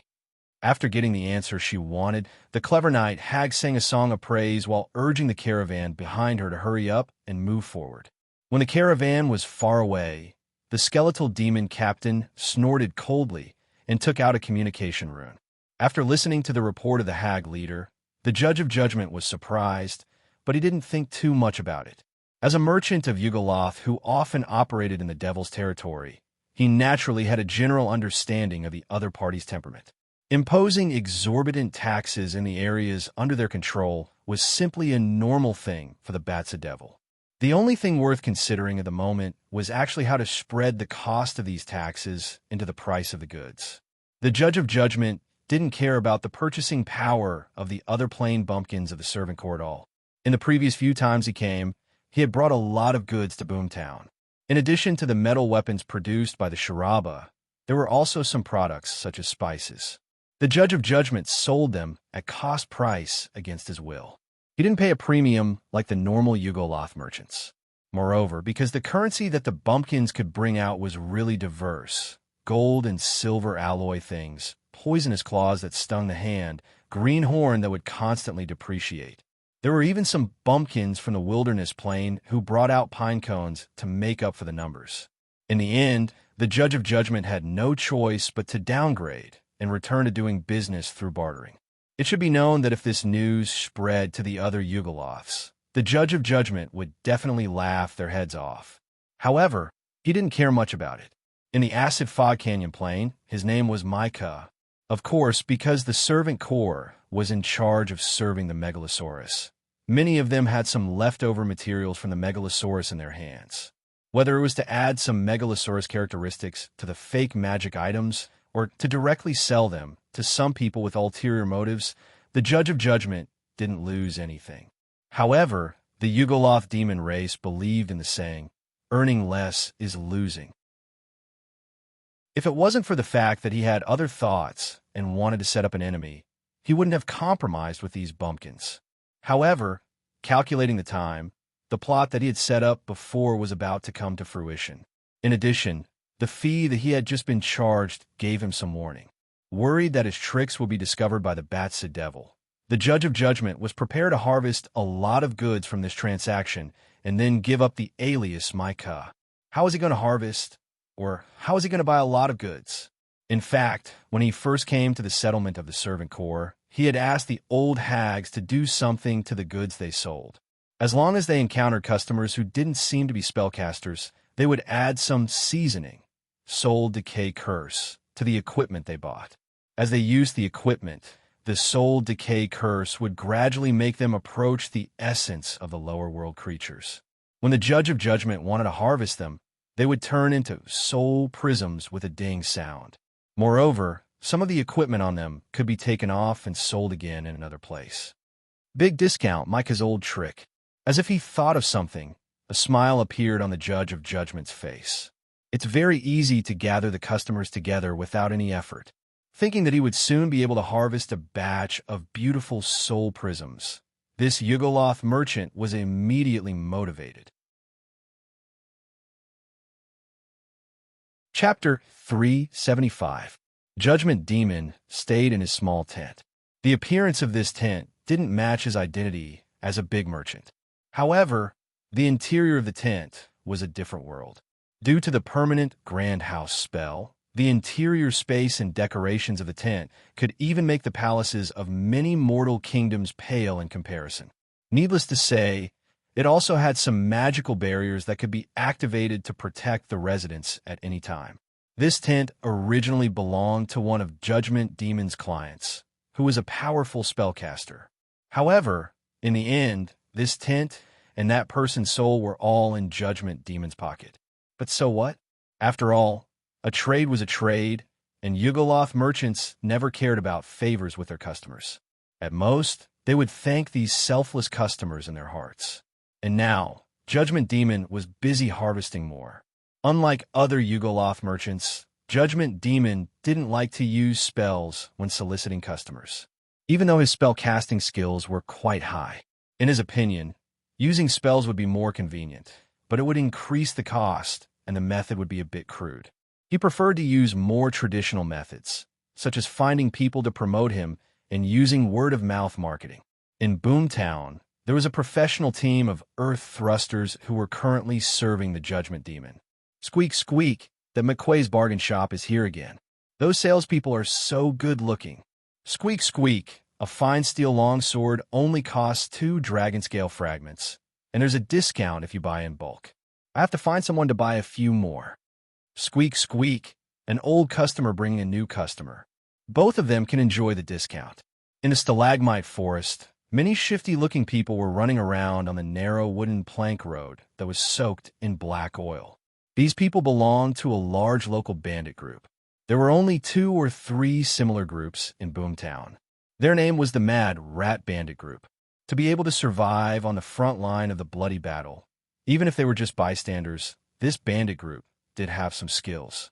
Compared to other groups, the Mad Rat Bandit Group wasn't the fiercest or the strongest, but they were very united. Of course, this was not because the members of the bandit group were very loyal. In fact, they had no choice. All of the members of the Mad Rat Bandits were rat shifters, or rather, ordinary mortals who were afflicted with rat shifters. The one who infected them with the Beast Transformation Syndrome was none other than the leader of the bandit group, the Great Bandit Mad Rat.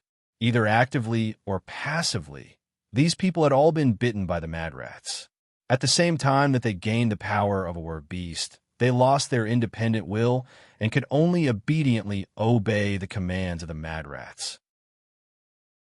As for the Mad Rat himself, he had long been firmly controlled in the palm of the Judgment Demon's hand using calamity coins and spells. Therefore, the members of this bandit group were now desperately promoting Mike's discount shop. Even if it was a rat crossing the street, it would definitely attract some people's attention when everyone was shouting at it. Thanks to the cries of the Mad Rat Bandits, many people in Prosperity Town learned of the arrival of McQuay's caravan and hurried to the market. That Mad Rat fellow is quite capable. I can consider not turning him into a soul prism for the time being. Through the crystal ball on the table, the Judgment Demon looked at the crowd gathering outside the tent and thought to himself. Although the Mad Rat's combat power was average, he was quite good at pulling people together. The Judgment Demon was wondering if he should take him into his caravan. It just so happened that he was lacking a talent in promoting. Let's finish this wave of leaks first. If the profits are good, I'll pull him in. The Judgment Demon made up his mind. As more and more mortals gathered around Mike's discount shop, a large open-air stall, the noise suddenly became louder. The judgment demon, who always liked silence, felt a little impatient, so he activated the soundproof barrier in the tent. The world instantly became much quieter. As for whether there would be chaos outside, the judgment demon wasn't worried at all. Other than those old ghost nannies who were salespeople, the caravan also had 5.5 purgatory giants as bodyguards. Not to mention that Prosperity Town was just a settlement of bumpkins, even in some small baiter camps. The power of 5.5 purgatory giants was enough to intimidate a group of thieves and ensure that no one dared to cause trouble, unless it was a powerful faction with a strong background. I remember the smell on your body. An enormous ogre squeezed through the crowd and twitched his nose. He pointed at the elven girl who was the leader of the ghost nannies and loudly reprimanded. "You scammers who sell fake goods. I want a refund." Originally, even when she heard the accusation of scammers who sell fake goods, the ghost nanny still maintained a formal smile on her face. But when she heard the word refund, the smile on her face instantly disappeared and was replaced by a frosty expression. She snorted coldly and sneered. "You stupid ogre, where do you think this is? There's no such thing as you." With a whoosh, the ogre swung the greatsword in his hand and viciously slashed at the ghost nanny's neck. Red and white matter splashed everywhere. The ghost nanny didn't even have a chance to resist before her head was crushed by the greatsword. You still say it's not a fake. After the sharpening spell disappears, this sword is simply a blunt sword. Otherwise, your head wouldn't have exploded. The ogre roared loudly. However, this brutal physical persuasion made many people around him deeply agree. Mad Rat, who originally wanted to step forward and get rid of this evil guest so that he could show his face in front of his employer, could not help but hurriedly take a few steps back when he saw this scene. In a lower realm, strength represented the truth. Of course, not everyone was as obedient as Mad Rat. At least, the 5.5 purgatory giants who were bodyguards of the caravan could not turn a blind eye to this. The death of the leader of the sales team was due to their negligence. If they could not capture the murderer, they would suffer the wrath of the Yugoloth records judge. The half-purgatory giants who were originally standing around the market like pillars immediately ran toward the ogre who killed the ghost nanny with their maces in their hands. As they ran, they cursed the ogre loudly in the purgatory language mixed with the giant's dialect. On the other hand, the ogre seemed to be a little relaxed at this moment. He casually threw the blunt sword in his hand to the ground and stroked the runes on his belt. A chain of ebony thorns shining with a metallic luster appeared in his hand out of thin air. Then, this ridiculously strong ogre suddenly roared and actually began to launch a fierce counterattack against the few half-purgatory giants who were surrounding him. Chapter 376. This guy is so strong that he doesn't look like an ogre. Facing Na Lu's head-on attack, the half-purgatory giant raised the iron staff in his hand and was shocked. Before he could call his companions to surround and kill the ogre, the half-purgatory giant felt a burning pain on his back. Although he had blocked the giant ebony staff, he had neglected the living thorny chains. Several thorny chains whipped his back fiercely. Red blood gushed out and instantly dyed his back red. If it weren't for his thick skin, the half-purgatory giant would have lost most of his combat power. On the other hand, the ogre seemed to be a little dispirited at this time. He even held the ebony thorns in one hand and pressed his opponent to the point that he couldn't move and almost knelt down. "You're big." Nalu curled his lips. "But why is your strength so weak? Didn't you eat enough?" After saying this, the ogre didn't say much. He directly raised his remaining arm and punched his opponent's face. With a muffled bang, the half-purgatory giant's nose collapsed in an instant. Blood and broken teeth splattered everywhere. Without any mishap, the hybrid giant fell to the ground and fainted immediately. Seeing this scene, the other half-purgatory giants who wanted to surround and kill immediately stopped. After looking at each other, they immediately gathered together and formed a circular formation. While trying to keep a safe distance from the ogre, they launched probing attacks at the opponent like a viper, intending to use this method to distract the enemy's attention.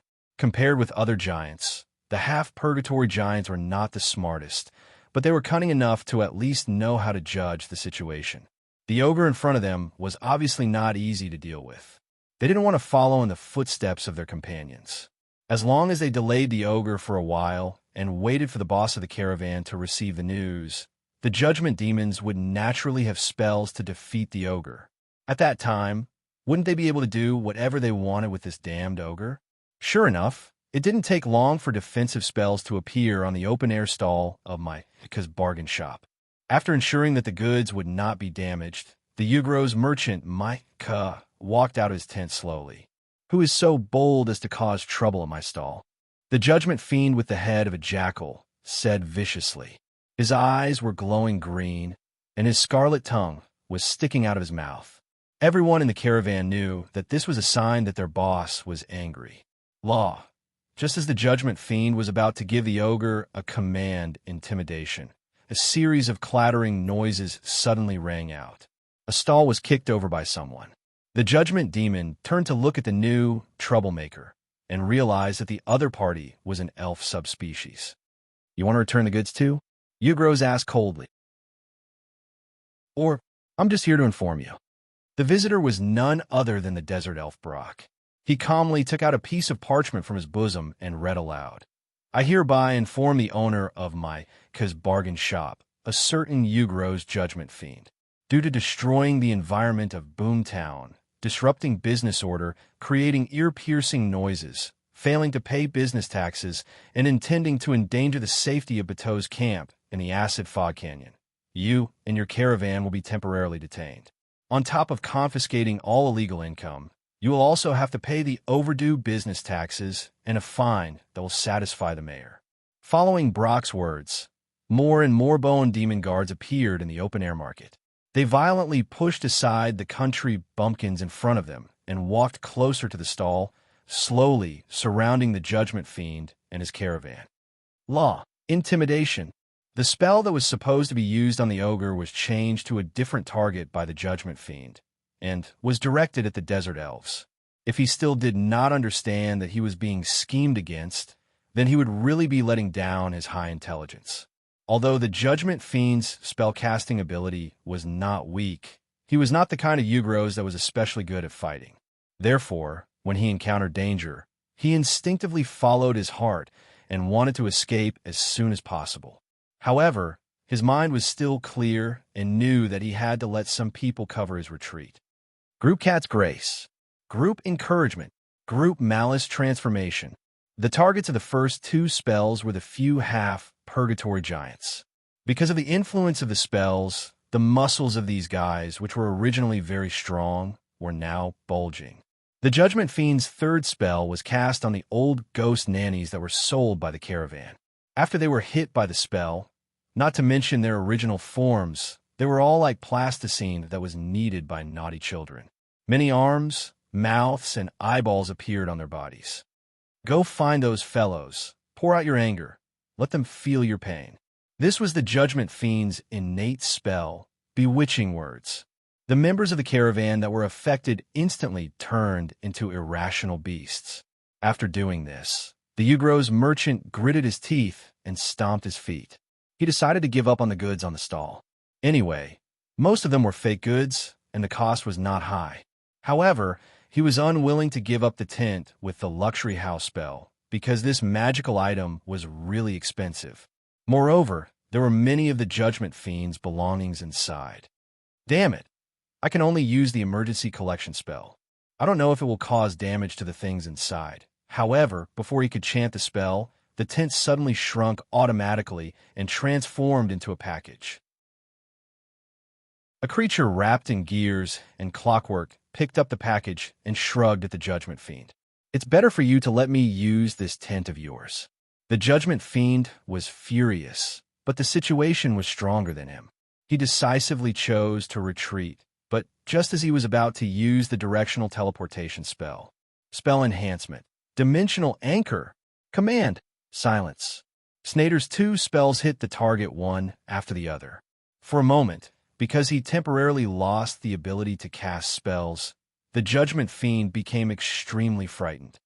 "You idiots, come and save me," he ordered the half-purgatory giants through the slave collar. However, something even more frightening happened. Seeing that the opponent wanted to retreat, the ogre Neru, who was fighting with the half-purgatory giants, roared angrily and suddenly burst out with all his strength. The brawny ogre rushed forward and broke the opponent's formation with a bump with his shoulder. The half-purgatory giant, who was facing the collision, did not even have time to call for help before his chest collapsed, and he collapsed to the ground. After that, Lusun quickly lowered his center of gravity and threw another enemy to the ground with a shoulder throw. With a crisp sound indicating that the skull was broken, the opponent's helmet rolled to the ground. In a flash, two of his companions were knocked down in succession, and it was unknown whether they were dead or alive. This shocked the remaining 2.5 purgatory giants, and the flaws in their movements increased by a few points. The ogre, who was in the midst of a fierce battle, would not give his opponent a chance to breathe. He carried the ebony chain and hit them head-on. In the end, the remaining 2.5 purgatory giants followed in the footsteps of their companions and fell to the ground in a mess. The Judgment Fiend, who had a clear understanding of his small body, swallowed his saliva with a gulp sound. Then he felt a chill on his neck. The desert elf Brock had already put his scimitar on his neck. Don't do it," the Judgment Fiend, who had a talent for judging the situation, quickly begged for mercy. "Which part of the Bader Expeditionary Army are you? I still have some old acquaintances in the 9 prisons of Bader. Can we talk?" Brock snorted coldly. "I'm a security officer of the Boomtown's urban management team." However, a smile immediately appeared on his face. "You don't say. You really do have an old acquaintance." Chapter 377. As expected of the model merchants of the lower realm, Quest received the account book from the Judgment Fiend. After flipping through it for a while, he lamented, "That's right. The way to accumulate wealth is to kill those who are familiar with it." Indeed, not only was this thinking incompatible with the creatures of the upper realm, even some dimensional merchants who had always maintained a neutral stance did not agree with this business model of draining the pond to catch all the fish. But this was the lower realm, after all, a place where evil demons wreaked havoc. The young blue dragon decided to respect the rules here. But in Boomtown, other than his companions, Keys was only familiar with Judgment Demon. In the end, through Judgment Demon's own experience, the young blue dragon obtained quite a lot of wealth from Judgment Demon.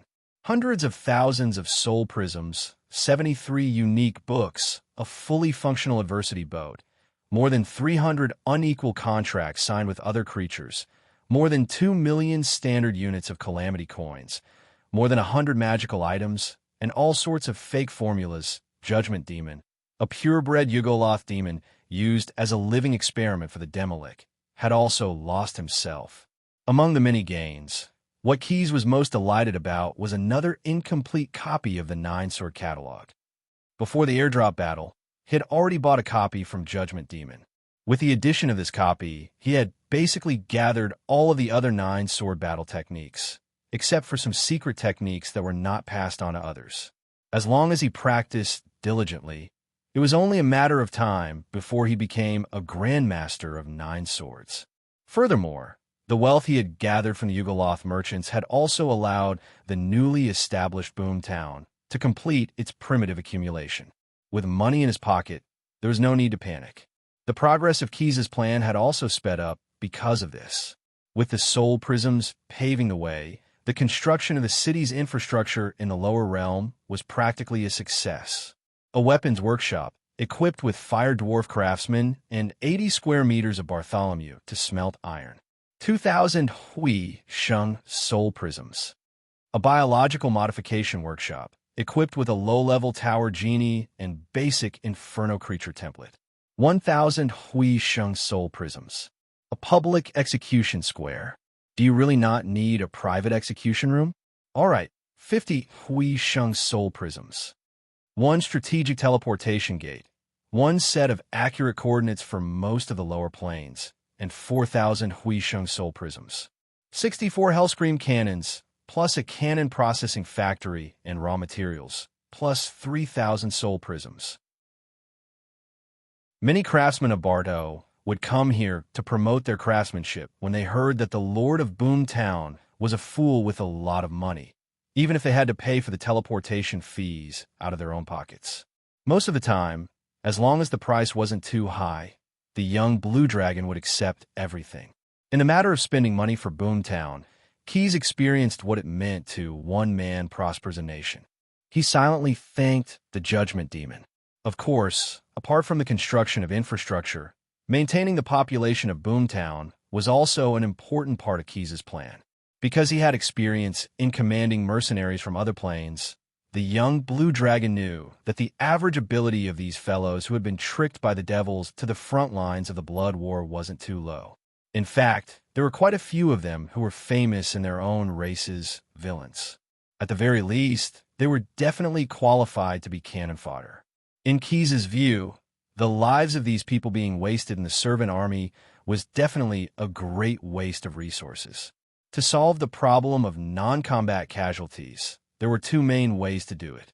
First, reduce the number of people who died to Keys's Penishade when they served the Megalosaurus. The most fundamental method was to limit the number of times the Megalosaurus could summon them. Unfortunately, with Keys's current status, he had no way of restricting the Megalosaurus. Second, provide these fellows with more resources and supplies. At the very least, let them have enough to eat. They wouldn't have to fight each other every day to fill their stomachs, resulting in unnecessary casualties. Comparatively speaking, the latter was more feasible, and Keys had already come up with a corresponding solution. Gree, who the ogre gourmet had previously recruited, had used his demon stomach to identify many abyssal ingredients and developed some dishes that could be eaten by ordinary mortals. However, because Gree lacked the necessary resources, it was difficult to popularize his inventions on a large scale. For Keys, however, these constraints were no longer a problem, especially now that he had the Judgment Demon's contributions. Within a few days, the young blue dragon had built and put to use the first meat-acid mistworm farm in Boomtown. Those who dared to disturb the order of Boomtown, such as the mad rats who had been bribed by the Judgment Demon, were treated by Keys as free labor under the supervision of the Bone Demon Guards. They had been excavating soil from the ground of the stalagmite forest to build the farm. If anyone dared to resist, the public execution square, which cost the young blue dragon 50 soul prisms, would be put to good use. The Batsu Devil who had been guarding Boomtown all expressed their willingness to serve as executioners. After all, that was the favorite entertainment of the demons. Perhaps inspired by the expeditionary camp of Bator, or perhaps out of fear of the mysterious dwarf god, Keys ordered a large-scale construction after building many public infrastructure. He began to build a defensive wall around Boomtown. As for the labor required, it was still borne by the servant army. Because there was enough food, these people's bodies had recovered significantly, and this was a good way to exhaust their excess energy. Through Keys' efforts, the appearance of Boomtown had undergone tremendous changes in just half a month.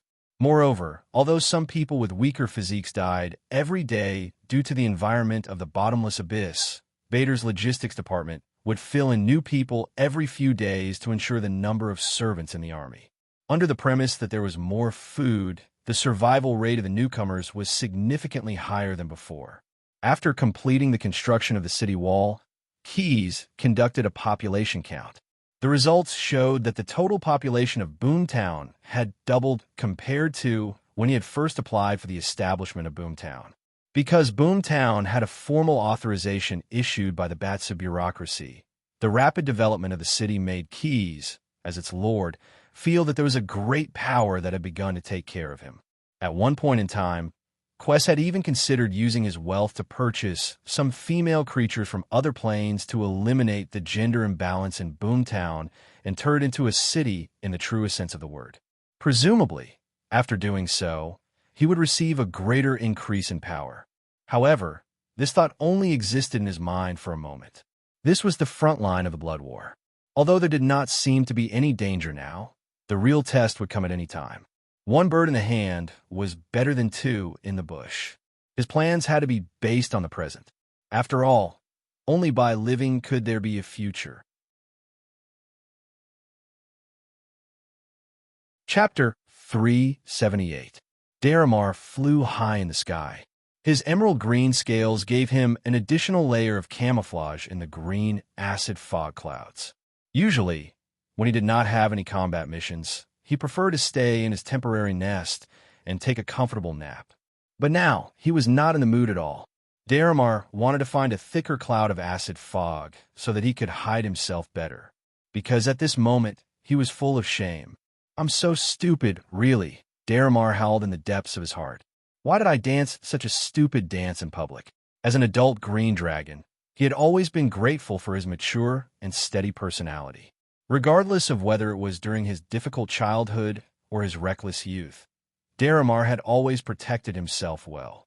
Even in the face of delicious elves, he could rationally stop after tasting them. At most, he would hunt once or twice a year. Because he knew that he was not strong enough, he could not take the initiative to court death. He persisted in following his heart for more than 200 years until he became the true overlord of the forest. He had countless subordinates, and the surrounding forest elf tribes allowed him to take their people as he wished. They did not dare to disobey him in the slightest. Daramar could be said to have used his own experience as a dragon to prove a wise saying. If you live to the end, you will have everything. Originally, he could have been a tyrant in that forest for a long time until he was tired of life or wanted to go out to find a mate. But the evil Dragon Council's recruitment letter broke Daramar's peaceful life. Out of his worship for the Dragon Queen. From a certain perspective, among Tiamat's many children, the green dragons were the most obedient, and out of his respect for the evil Dragon Council, Daramar responded to the call in time and took the initiative to go to the lower dimensions. To be honest, with his strength as an adult green dragon, it was not very dangerous for him to follow the Megalosaurus army's main force in the acid fog canyon plain, fight battles that were favorable to him, and bully the Thanner Reed demons who were retreating in defeat. In addition, Bader's logistics department provided sufficient servants for the Megalosaurus army. Daramar even felt that his quality of life had not decreased, but had improved, until he met her. Daramar could not forget that fiery red figure for a long time. Many times he tossed and turned in his sleep, thinking about her. A young female red dragon, a beautiful female red dragon. She had strong muscles, a slender tail, sharp claws, and ruby-like scales that shone brightly. Daramar did not consider himself a superficial dragon. Apart from her beautiful appearance, the young female red dragon's charm was even more important.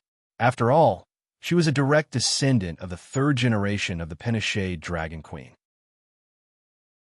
Even the commander of the Megalosaurus Legion had to lower his head in respect at the mere mention of her name, Kryphia. If he could gain the favor of this red dragon princess, Dalamar would definitely be able to advance, obtain an enviable love. Every time he thought of this, Dharma felt his dragon blood boil. In order to realize his dream of being a dragon, Dalamar was promoted to the first echelon of the Megalosaurus army through a long period of courageous battle. Now that he had the chance to observe Kryphia up close, Daramar naturally displayed himself even more. Today, after careful preparations, he had finally mustered the courage to wait at the entrance of Kryphia's lair. Enduring the discomfort brought about by the volcanic environment, Daramar finally waited for the Red Dragon Princess who had just finished her battle and returned to the dragon lair. Following the guidance of the Dragon Knowledge Inheritance, this adult green dragon performed a dazzling dance and initiated a courtship ritual. Sometimes he would flip up and down, making a catch the moon in the 9 heavens, catch turtles in the 5 seas, gesture to show his strong body. Sometimes he would twist his head and waggle his tail, making an eagle-eyed expression to show that his mind was sharp, just as he was about to do a handstand to show that he was capable of producing offspring. Kryphia, who had been enduring for a long time, finally exploded. First, she made a face covered in dragon flames, followed by a series of punches and kicks. Every punch landed on flesh, and every claw drew blood. The green dragon's miserable cries even alarmed the higher-ups of the Megalosaurus Legion. However, after they rushed over and learned of the reason, they all revealed an expression that said, "Serves you right." Then, they sat on a nearby mountain and watched the entertainment with great interest. From time to time, they would even give Cryphia some advice. Hit the Achilles tendon of his wings. If his tendon is hit, he won't be able to fly away and escape. Nose, hit the green dragon's nose. Their noses are the most fragile. Kick more accurately. That guy is thin and small. It's indeed not easy to hit him. As for whether Daramar resisted, a third-generation god, adult red dragon, attacking a grass-rooted adult green dragon at close range. What kind of result would there be? After the one-sided beating, if not for the fact that Cryphia still cared about the fact that they were fellow members of the Megalosaurus Legion, a fresh dragon corpse would have long been produced. Perhaps because she was annoyed by the gossips of the surrounding onlookers, Cryphia abandoned Daramar and turned to look for other unlucky Megalosaurus to stretch her body. Like a green dragon that had been pardoned, she hurriedly fled in a panic.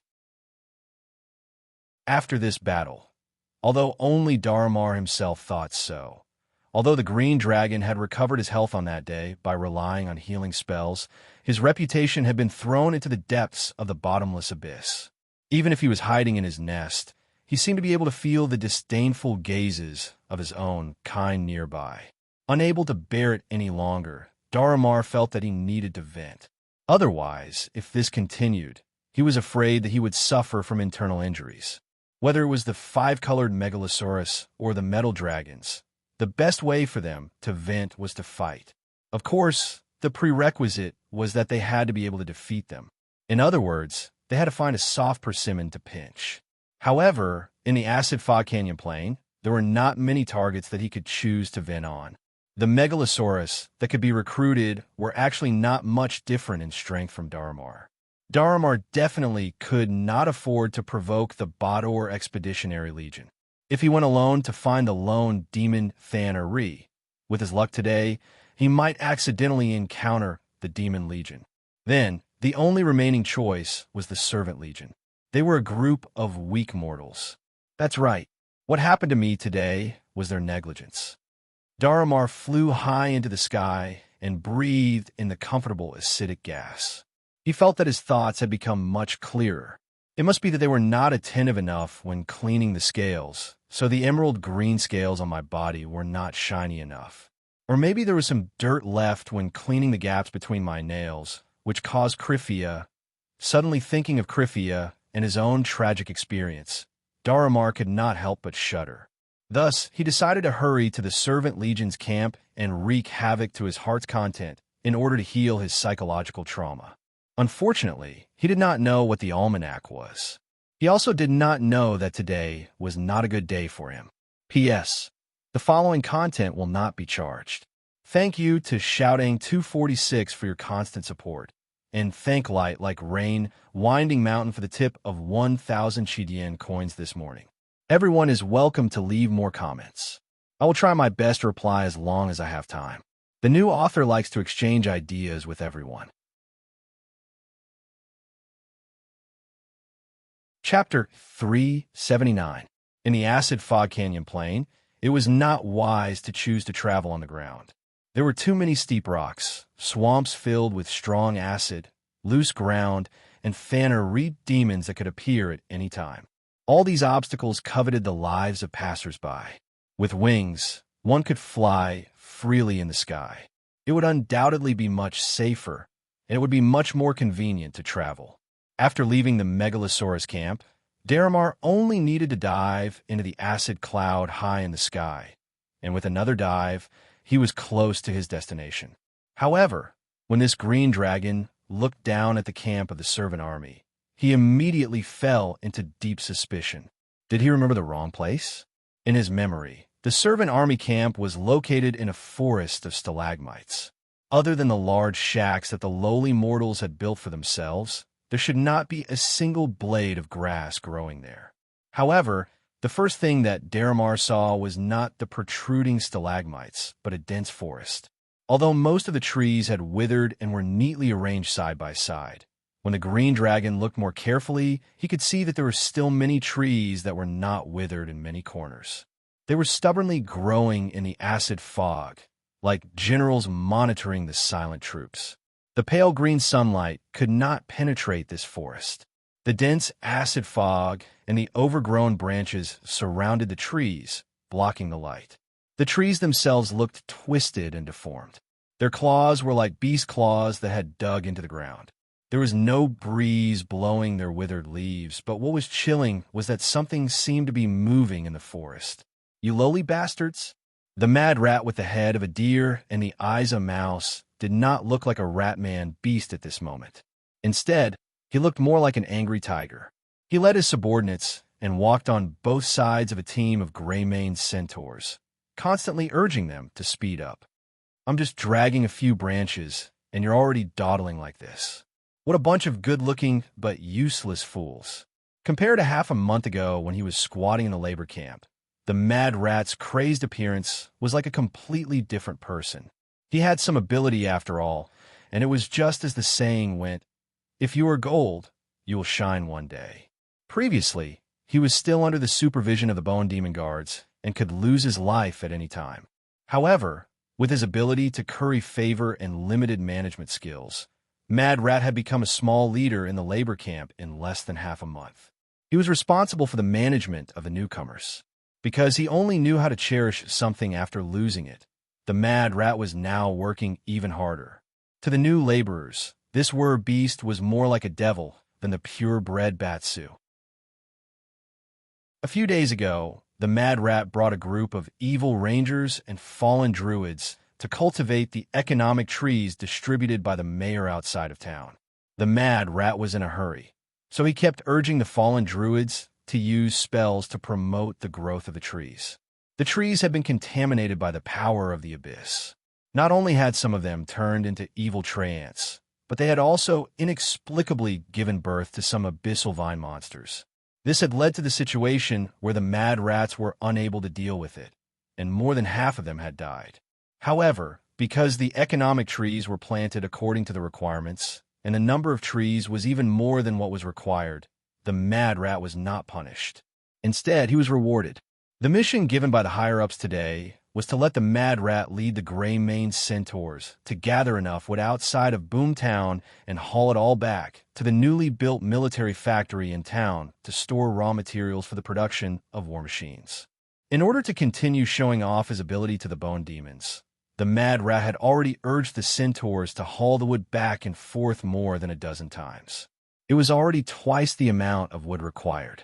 However, he felt that it was still not enough. According to the observation of his subordinates, the warehouse was only about a third full. The mad rat believed that he had to make the gray-maned centaurs haul at least 5 or 6 more times to complete the mission. As for whether the gray-maned centaurs would die from exhaustion, what did that have to do with the mad rat's mission? Of course, it was not that the oppressed gray-maned centaurs did not think of resisting. However, their leader, who was the strongest among them, had already challenged the mad rat.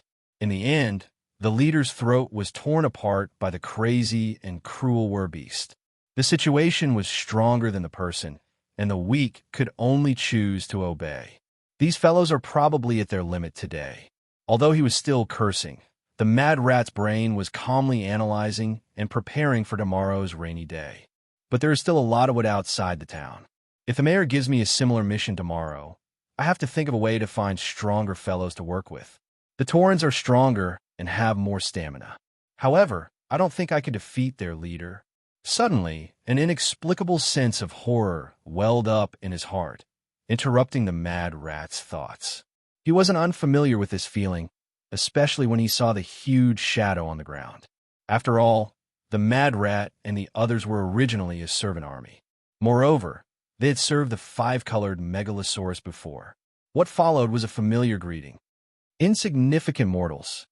Landing in the forest, Daramar felt an inexplicable sense of freedom, even though most of the trees had withered. Not long ago, the green dragon had clearly observed the situation in the forest and even glanced at the newly risen town from afar. Because they were in the forest, the green dragon was able to obtain an extremely high concealment bonus. Daramar silently arrived in front of the wooden transport team, and then suddenly revealed himself. "How dare you? How dare you plunder this forest without permission?" Although he had some questions to ask this group of mortals, he still arrogantly used the Megalosaurus's usual method of questioning. "Don't you know? The forest on this land belongs to me, the great green death, Daramar. Taking without permission is considered stealing. Who ordered you to do such a foolish thing? Hurry up and confess." The drooping dragon's head was close to the mad rat's cheek, and the Megalosaurus's sour breath had begun to make his respiratory tract feel a burning pain. The leader of the laborers, who was still arrogantly scolding his subordinates, immediately put on a flattering face.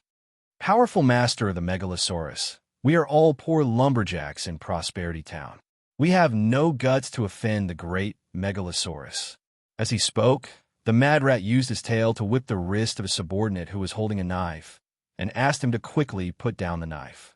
"We are all acting under the orders of the new mayor. Otherwise, even if you lend us 100 guts, we would not dare to cut down this forest that belongs to you." "Oh, what kind of devil is that mayor?" Daramar turned his head and looked in the direction of Prosperity Town in the distance, pretending to ask casually. The mad rat was not qualified to know Keys's identity. He could only brace himself and give his own answer. "Sir, our town. No, the mayor of Prosperity Town has the appearance of a human. However, some people speculate that he is a tiefling born of a powerful devil and immortal because he has a team of Batsu guards." After receiving the answer that the mayor has the appearance of a human, Daramar did not listen to the rest of the mad rat's words. "Where's this place?" This was the front lines of the blood war. Every Batsu devil here wished they could arm themselves to the teeth. Not a single one of them would choose to take on a human appearance that would affect their strength.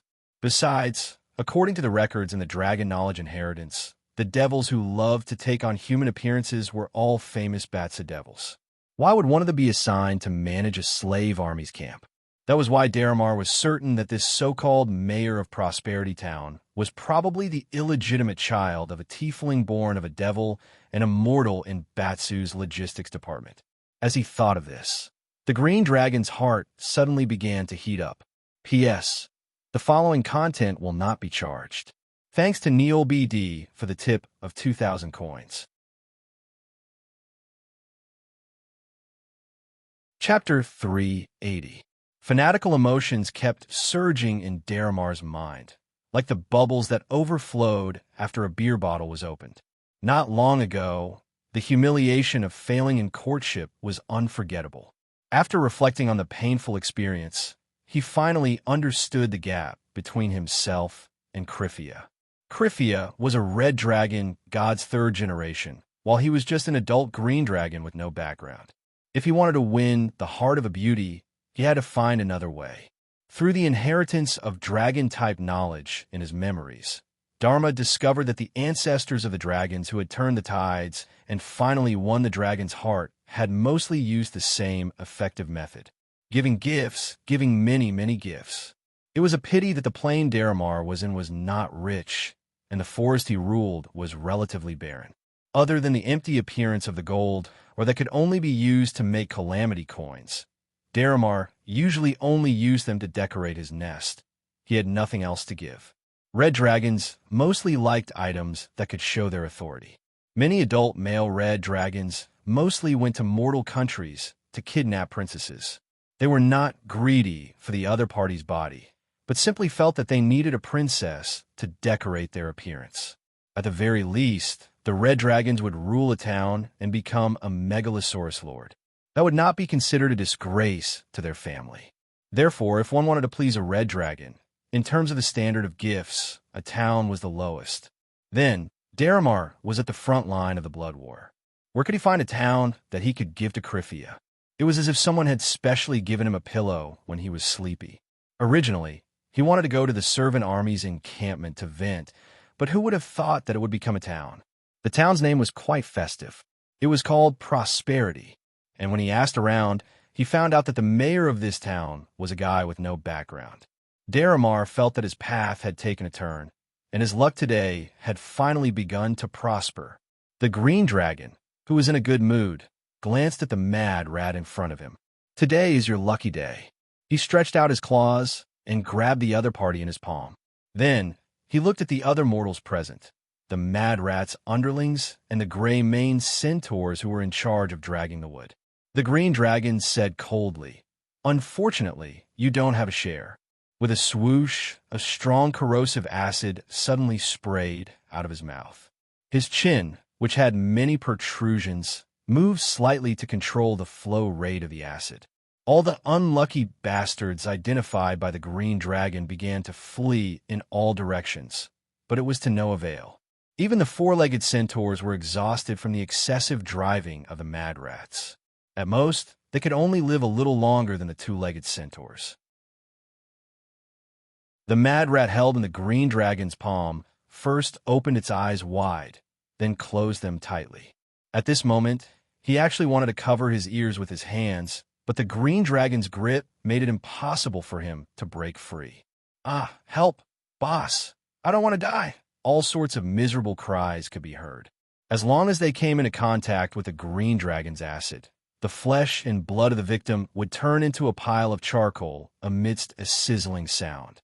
Dharma, who had been suppressed for half a day, felt incomparably relaxed at this moment. Properly venting one's emotions is indeed beneficial to one's body and mind.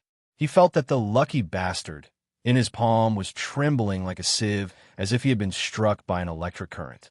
Dharma curled his lips in disdain. Insignificant mortals had always been like this. They could not withstand the slightest setback. Unlike the strong green dragon, even if he was beaten up by the red dragon princess, he was only depressed for half a day. Dharma spread his wings and stomped his two powerful hind legs. He jumped straight into the air and slowly glided toward Boomtown. Not long after, he heard the ear-piercing sound of cymbals on the city wall. "Looks like they've already seen us." Dharma lowered his head and smiled at the mad rat. Little did he know how terrifying this expression was in the eyes of the other party. In the forest where he lived, the adult Dharma had raided the surrounding elf tribes several times. When the other party discovered him, they would urgently blow the warning horn. Therefore, he could guess the purpose of the cymbals that were playing on the city wall of Boomtown. To be honest, this scene was quite familiar to him, so he was going to use the old method from before. Tilting his body, Dharma flew clockwise along the city wall, always making sure that his back was facing the city wall with thicker scales and layers of thorns and resin protection. If the other party had long-range attack, means they would most likely shoot at him at this time. But in this way, the long-range attack weapons or annoying spellcasters would expose their positions, making it easier for him to defeat them one by one. To his surprise, although the city's warning system had been triggered, there was no attack. However, after thinking about it, Dharma was relieved. This was a town built by the servants of the Megalosaurus. How would they dare to casually attack a five-colored Megalosaurus? Originally, he was still thinking about whether he should use his breath to wash the ground again in order to force the other party to submit to his power. But who knew that the other party did not dare to attack at all? Tiny and cowardly mortal, Daramar could not help but ridicule in his heart. At the same time, he was a little complacent. But at least he's smart enough to save his little life from being so fragile. However, Dharma did not know that in the Lord's Hall built by hollowing out an entire stalagmite, Keys and his companions were looking at the green dragon that was constantly flying around Boomtown. Is he trying to confuse us before launching a surprise attack? Neru the ogre scratched his head and asked suspiciously. After all, look at his small physique. He's not even 1/5 the size of Kitha's dragon body, and his muscles are all loose. In short, he looks very weak. His brother, Ogre Gourmet Brew, shrugged and said, "Neru, don't always think about fighting. I think this green dragon might be here to send a message." Including Keys, the others had similar thoughts with Brew. After all, the green dragon was obviously too weak. The young blue dragon thought for a while and felt that it was better for him to come forward. Perhaps the Megalosaurus Legion had some message to send. So, he walked out of the Lord's Hall. Because he had to face a megalosaurus. Keys still transformed into his true form out of courtesy and removed his transformation effect. "Excuse me, what are you here for?" A dragon with a mountain-like body, diamond-like scales with lightning arcs flashing across them from time to time, and a head that was larger than Dalamar's when he was young, abruptly appeared in front of him. He suddenly felt that his worldview had been subverted at this moment, and his brain directly went into a state of shutdown. Is my accent not standard? Excuse me, what are you here for?" Keys patiently repeated the question just now, and, at the same time, paid attention to his draconic pronunciation. Sensing the high-temperature radiation emitting from the huge mouth that made his hair stand on end just by speaking, Dalamar clenched his claws and destroyed the corpse without caring about the promise that he had made to the mad rat. "Today is your lucky day." Then, he showed an embarrassed expression. I was just passing by and came to say hello." Chapter 381. Daramar felt that he had been kneeling in this place for decades. Finally, he stood up and put a pair of big green hands on his waist. He frowned because of the soreness in his body. He licked his dry lips, glanced around, and narrowed his eyes to look at the pale green sun above his head. Megalosaurus's unique rhythm regulation organ allowed Daramar to clearly judge the speed of time passing. He had only turned into a green-skinned goblin and stayed here for less than 1/3 of an hourglass. But the soreness in his body and the dizziness in his head were telling him the opposite answer. Daramar couldn't help but cover his forehead and muttered in despair, "Today is definitely not my lucky day. Everything had to start from half a day ago. Maybe. Keys, have a safe trip." Daramar felt as if he had been granted amnesty. He left the place where Boomtown was as if he was running for his life. When facing the young blue dragon, Daramar guessed that the legendary red dragon, the leader of the Megalosaurus Legion, was not half the size of the young man. Therefore, his strategic retreat and going back to think about it at length were not cowardice. Well, definitely not. But just as he adjusted his mentality and tried to accept the fact that there was a huge gap between dragons, something strange suddenly happened. For no reason, Daramar first felt as if he had been hit by something, and then he had to make an emergency landing. Although Megalosaurus did not completely rely on wings to fly, without wings, an ordinary Megalosaurus would definitely not be able to fly normally. The green dragon landed on the ground. Coincidentally, this was the place where he attacked the Mad Rat's logging team. The surrounding puddles and chunks of corpses were either corroded into liquid or burnt by Desui City. It was a fact that he was telling the truth. Who is it? Who dares to provoke the green death of the Megalosaurus Legion? Daramar roared angrily. Then, he was horrified to find that his dragon's roar had become shrill, and the scenery around him was rapidly becoming bigger. No, he was constantly shrinking. In a short while, Daramar turned from a green dragon into a green-skinned goblin.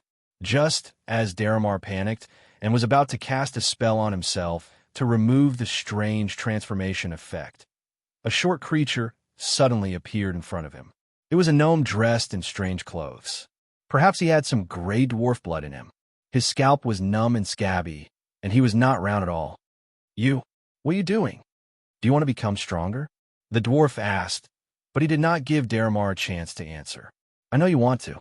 A faint purple light surged out of the pygmy's hand. In the blink of an eye, this light engulfed the goblin that had turned into a green dragon. By the time Daramar reacted, the dwarf had already disappeared, and the surrounding scenery had become completely new. This doesn't seem to be the acid fog canyon plain. It might not even be the bottomless abyss. There's a rustling sound, and 2 or 3 forest elves who were hunting jumped out of the bushes. When they saw Daramar standing on the forest animal path, they were stunned at first. There was actually a goblin who did not know how to hide. Then, without thinking, they drew their bows and prepared to kill the pests. "These damn green-skinned elves," Daramar cursed as he dodged the arrows that were shot at him. He suddenly realized something. "Dragon Vein Goblin, just you wait. One day, I will make your race extinct." Perhaps because the goblin's language was very accurate, the elves understood his words and felt offended. Originally, it didn't matter whether they killed this goblin or not. After all, they still had to hunt. But now they wanted to kill this goblin. They followed closely behind Daramar. The longbows in their hands were already on their backs, and the sharp ironwood spears in their hands were replaced with sharp ironwood spears. After trying for a long time, Daramar could not release an effective killing spell. He knew that with his small body, he was no match for the elven hunters. He could only rely on the advantage of agility brought by his body size to try to escape from the pursuit of the elves in the bushes. However, the elves were like old turtles who had eaten a weight. They were determined to catch this goblin, peel his skin, and pull out his tendons. Then they would throw him at the entrance of a goblin cave as a warning to others. After running for a long time, even if the dragon vein goblin had a good physique, Daramar felt that he could not hold on any longer. After all, with his 2 short legs, he had to compete in jungle parkour with a bunch of long-legged elves. He was at a disadvantage. After running around in circles, Daramar was already panting. The elven hunters behind him were still chasing him. Just as he was about to lose all hope, suddenly, a somewhat familiar thing appeared in front of him. It was an old walloon tree. It seemed that he had once made a home on the crown of this tree. Daramar still remembered that there was a resident of this tree. It seemed to be a horned python that lived near the roots of the tree. However, that fellow had fled in a hurry the day before he moved in. It seemed to be living in a tree hole.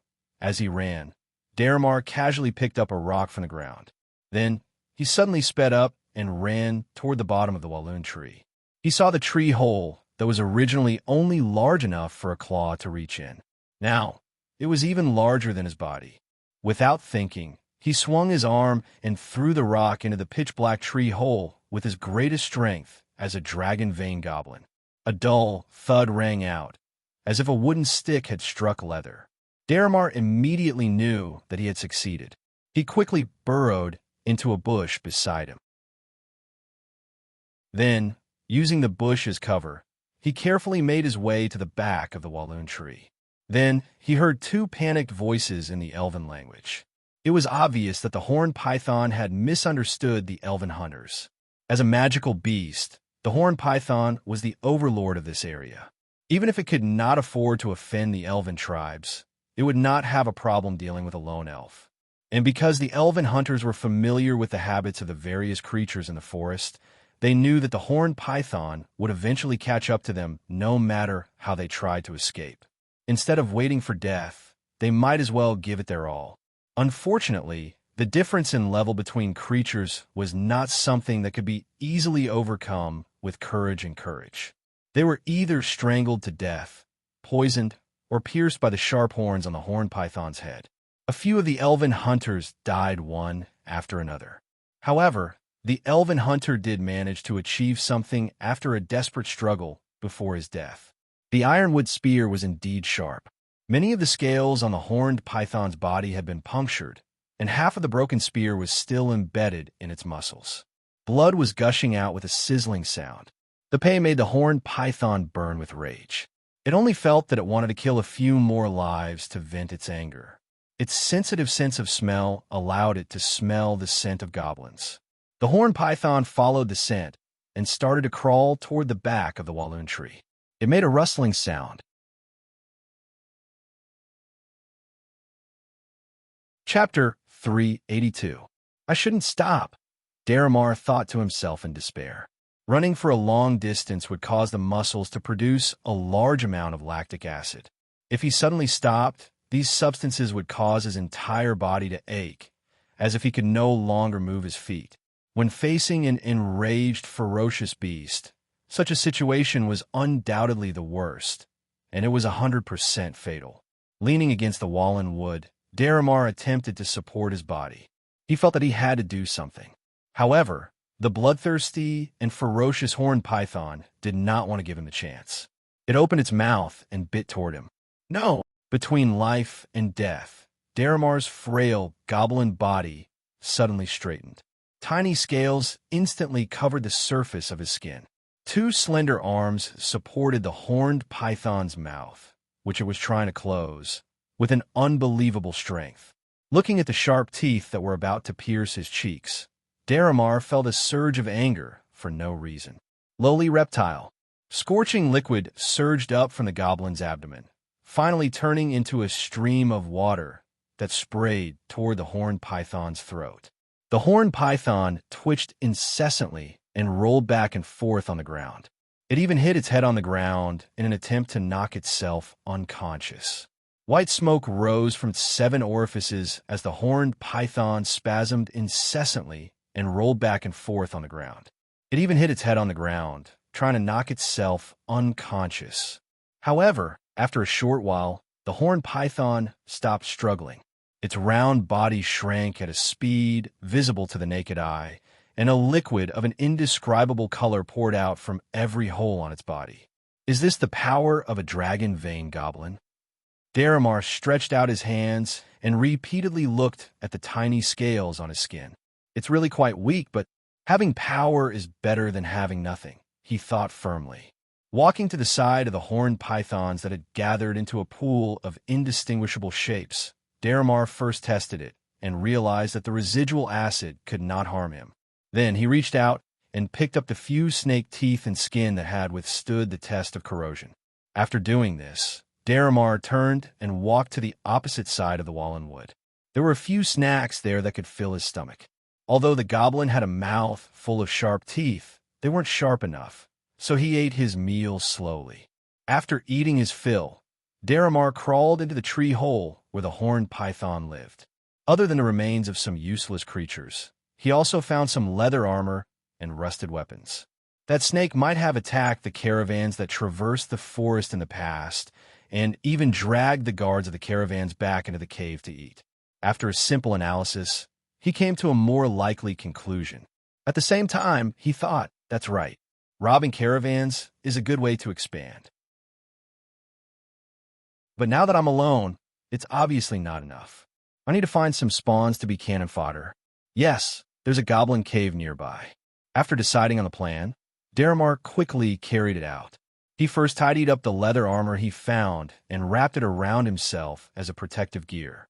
Then he tried the weapons, but unfortunately, they were too weak due to the rust.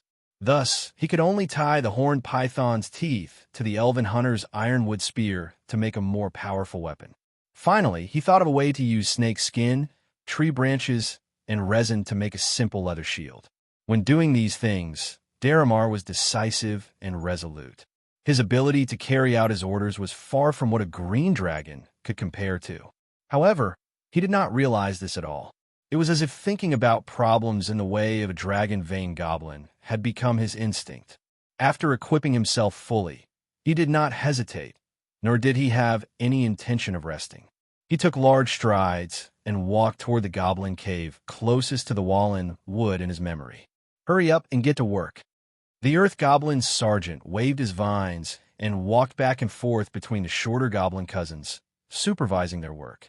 Working for the great giant snake dissolver, Lord of the Forest Goblins, Dragon Vein Warlock, Green Warlock Lord Daramar is the luckiest thing in your lives. If I find out that anyone dares to slack off, the idiot I nailed to a tree to dry 2 days ago is the best example. The goblin laborers shouted loudly in agreement, expressing their fervent desire to serve Lord Daramar. Using the scythes and hoes they had stolen from the nearby human villages, or other tools that they could use, the goblins widened and flattened the path through the forest bit by bit. At this moment, Daramar was lying in his palace, listening to the information and suggestions provided by his various aides. This palace was actually a little too large by goblin standards. It had been directly expanded from the ancestral cave of a certain goblin tribe. A stone stove sat in the corner, large enough to cook several large pots at the same time. In fact, the goblin chefs were doing this now. On the other side of the palace, there was a fire pit large enough to roast beef ribs or an entire lamb. A spectacular chopping board stood in the middle of the room, and Daramar's aides sat around this chopping board. Lord Green Warlock, resisting the desire to glance at the fragrant meat soup that was about to be served, one of the goblin aides stood up, bowed, and said to Daramar, "Why did you order the little ones to build that path in the cold winter?" He deliberated over his tone and continued to ask, "What I mean is that the various goblin tribes do not need to use that path, and there are no human caravans passing by at this time of the year. Are you questioning my decision?" Daramar, who was enjoying the massage, suddenly sat up, propping himself up with his hands on the chopping board. Seeing that the other party hurriedly bowed, he snorted in annoyance. "I don't think you dare. But this kind of question will only be asked once. You just have to remember that my words must be carried out completely." As a king, Daramar felt that there was no need to explain his thoughts to others. To those people, they just had to do as he said. After all, the so-called staff meeting mechanism was nothing more than a tool he used to stabilize the newly established Forest Goblin Alliance and temporarily arrange for the goblin leaders of the various tribes. What could those fellows understand? Moreover, this aide was about to retire today. Then, I will announce the next order. The Goblin Alliance will remember everyone. The Earth Goblin Guards, wearing armor and wielding sabers and axes, suddenly surged into the palace. Without a word, they directly pounced on the aides. They nimbly swung their sabers, as if they were chopping melons and vegetables. The original Goblin tribe leaders were all beheaded. Looking at the marks that appeared on the chopping board, Daramar frowned, but he did not say anything. It was time for him to eat. He picked up a wooden spoon and scooped up a spoonful of cream goblin soup, tasting it slightly. Daramar nodded. The taste was not bad, especially since he was the only goblin who could enjoy it.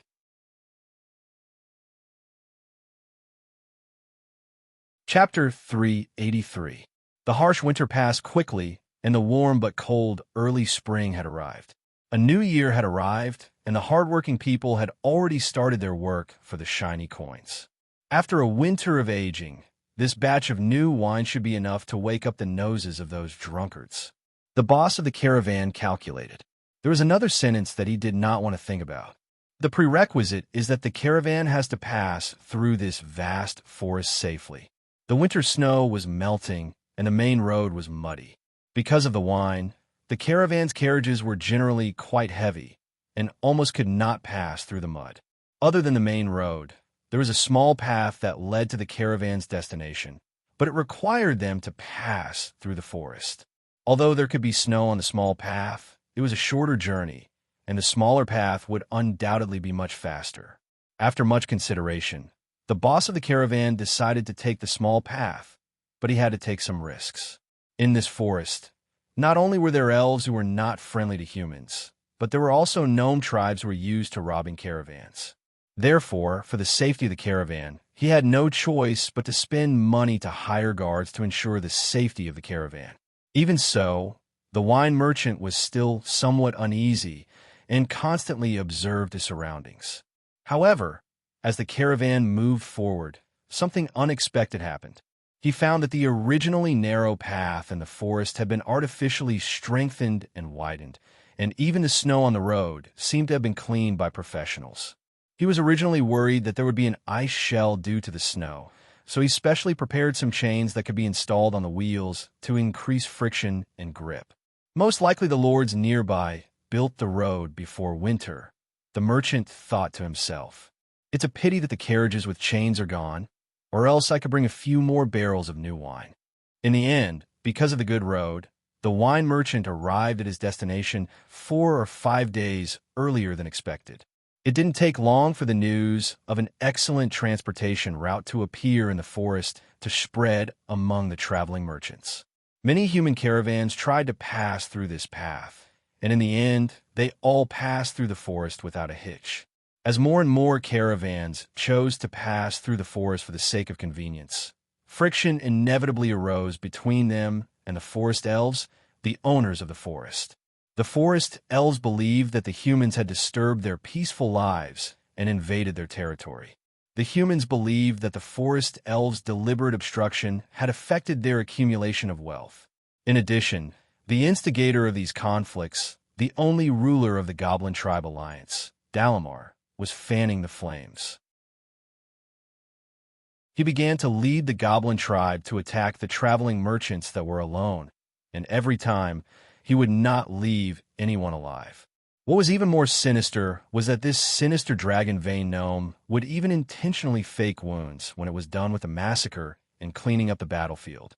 At the same time, it would leave behind some iron with spears commonly used by the forest elves, or elven arrows with beautiful tail feathers. Once, twice, thrice, and even more. No matter how much they tried to restrain themselves, this kind of bloody incident would slowly make them lose their rationality.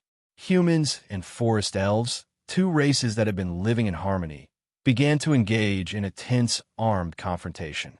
From small bloodshed to vengeance, and then to the intervention of the armies of the two races. War was imminent and unstoppable.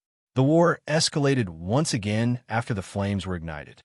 Today, the elves had turned a human city into ruins.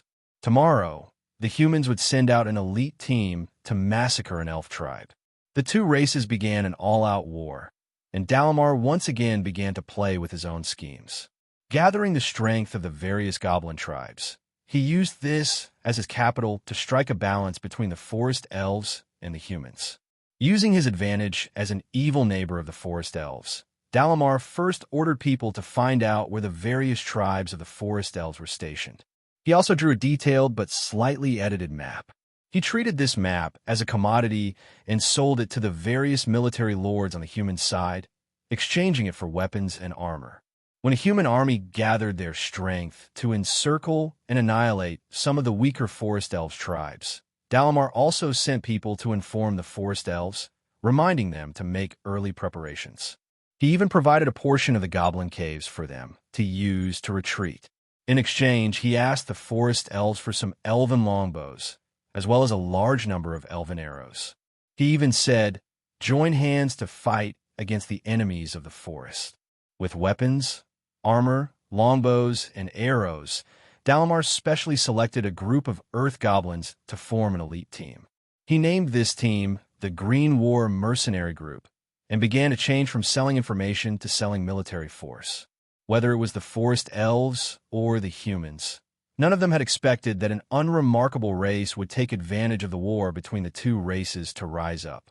Although they really wanted to destroy this goblin army, they were unable to do so due to the anxiety of the war.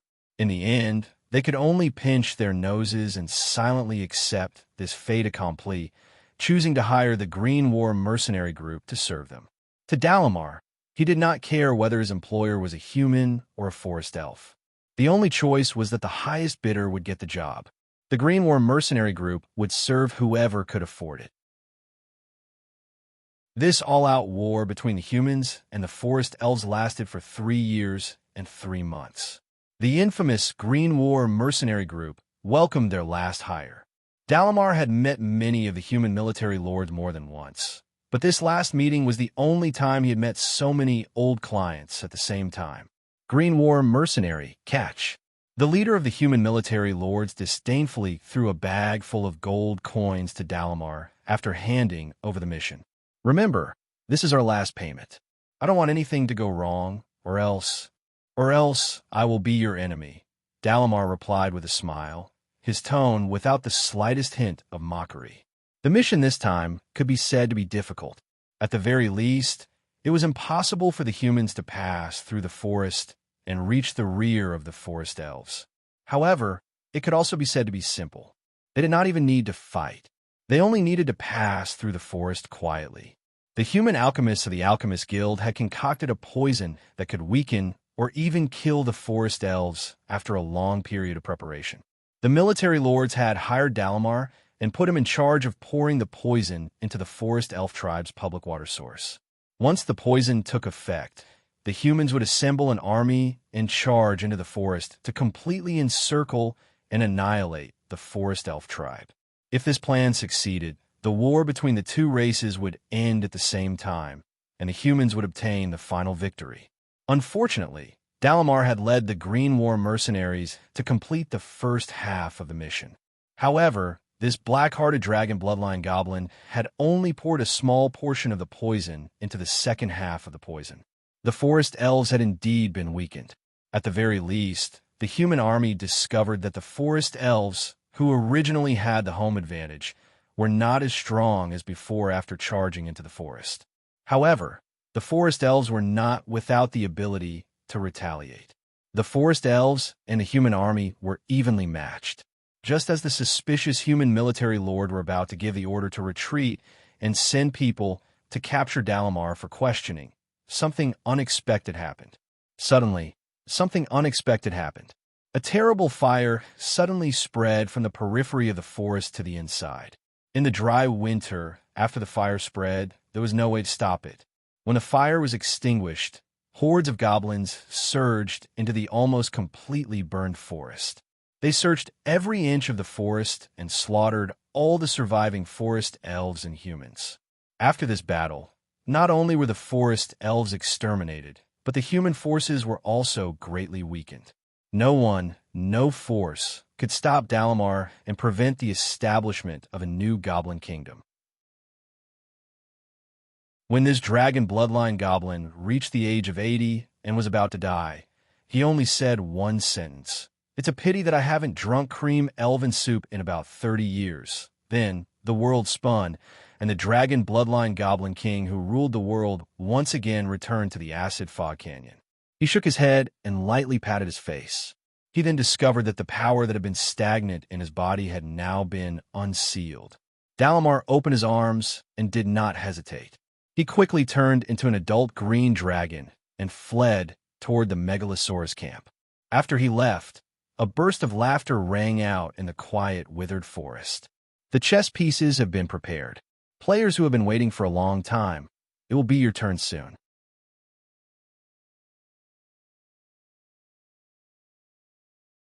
Chapter 384. Acid Fog Canyon, Broken Cliff, in the palace of the Demon Lord, a banquet was going on. Although the battle at the front was tense, it didn't seem to have anything to do with the participants of the banquet. It didn't affect them from eating at the back. Even if these guys didn't need to eat at all, they all liked the feeling of chewing food and swallowing wine. Smear the honey of a demon bee and fry it in a pan of oil. With a sizzle, the soft taste of the acid fog worm will be gone. The speaker had a huge bull's head on his head. The lower half of his body was made up of 2 legs, but they had hooves with split toes. Black mane grew wildly all over his body. From his back to the top of his head, there was always a dim flame burning. If a scholar who dabbled in the demon studies was here, he would probably recognize who this Tauren was at a glance and silently leave.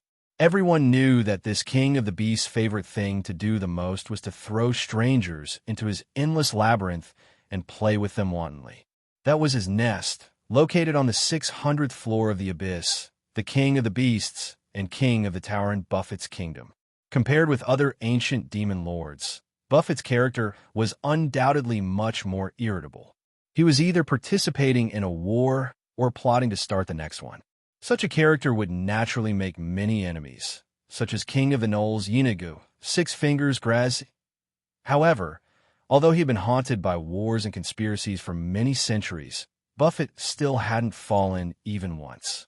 Not only that, but what made many demon lords surprised was that the bull in their eyes was actually a powerful creator. Usually, only the most powerful among the demon lords, the demon princes, deserved to have such great power. What was a demon creator? The criterion was very simple, but the operation was extremely difficult: to create a new kind of Tana demon race. For the demon lords, creating a life was not too much of a problem, but it was very difficult to throw them into the abyss and let them reproduce and grow into a race on their own. Because those newborn Tana were likely to be preyed on by other demons the moment they were thrown into the abyss.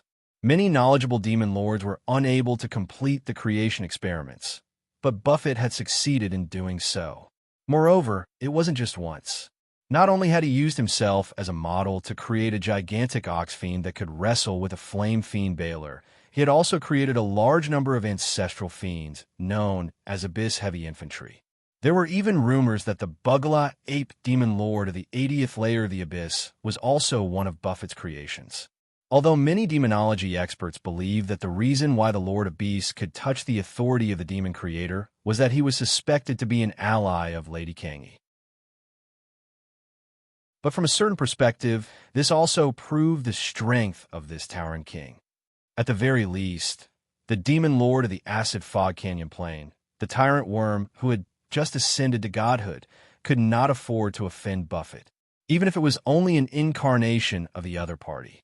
Otherwise, there was no way he would greet someone who was feasting on acid mist worms in front of him with a smile. Furthermore, they were all first-generation descendants. "Little bug, is your army ready?" Buffett asked in a seemingly casual manner as he chewed on the fried acid mistworms and allowed the juices to spill all over his chest.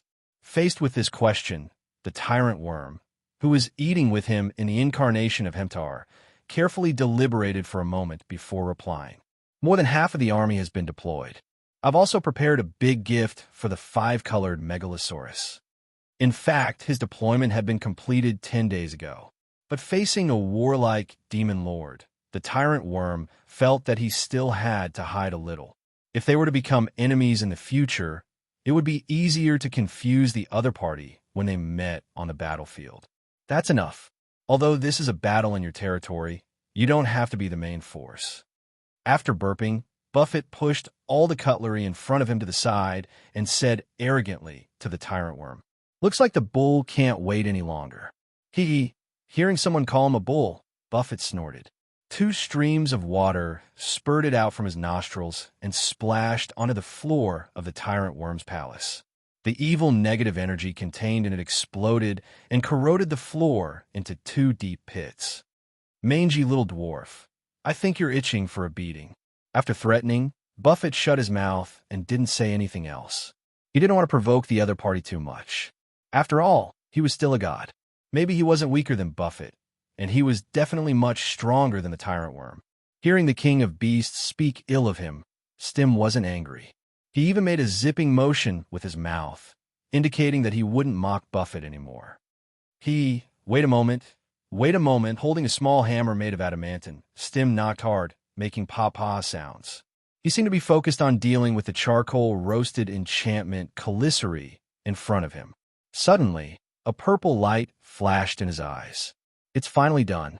The last chess piece is finally completed. Like I said, a war chess game without a megalosaurus character is soulless."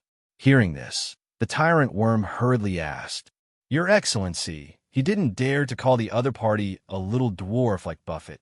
Instead, he used the honorific of a god. In 2 natural days, your plan will be temporarily included in my chessboard. If you achieve the final victory, at the same time, the rules of the Blood War will also determine you as the final winner of this battle.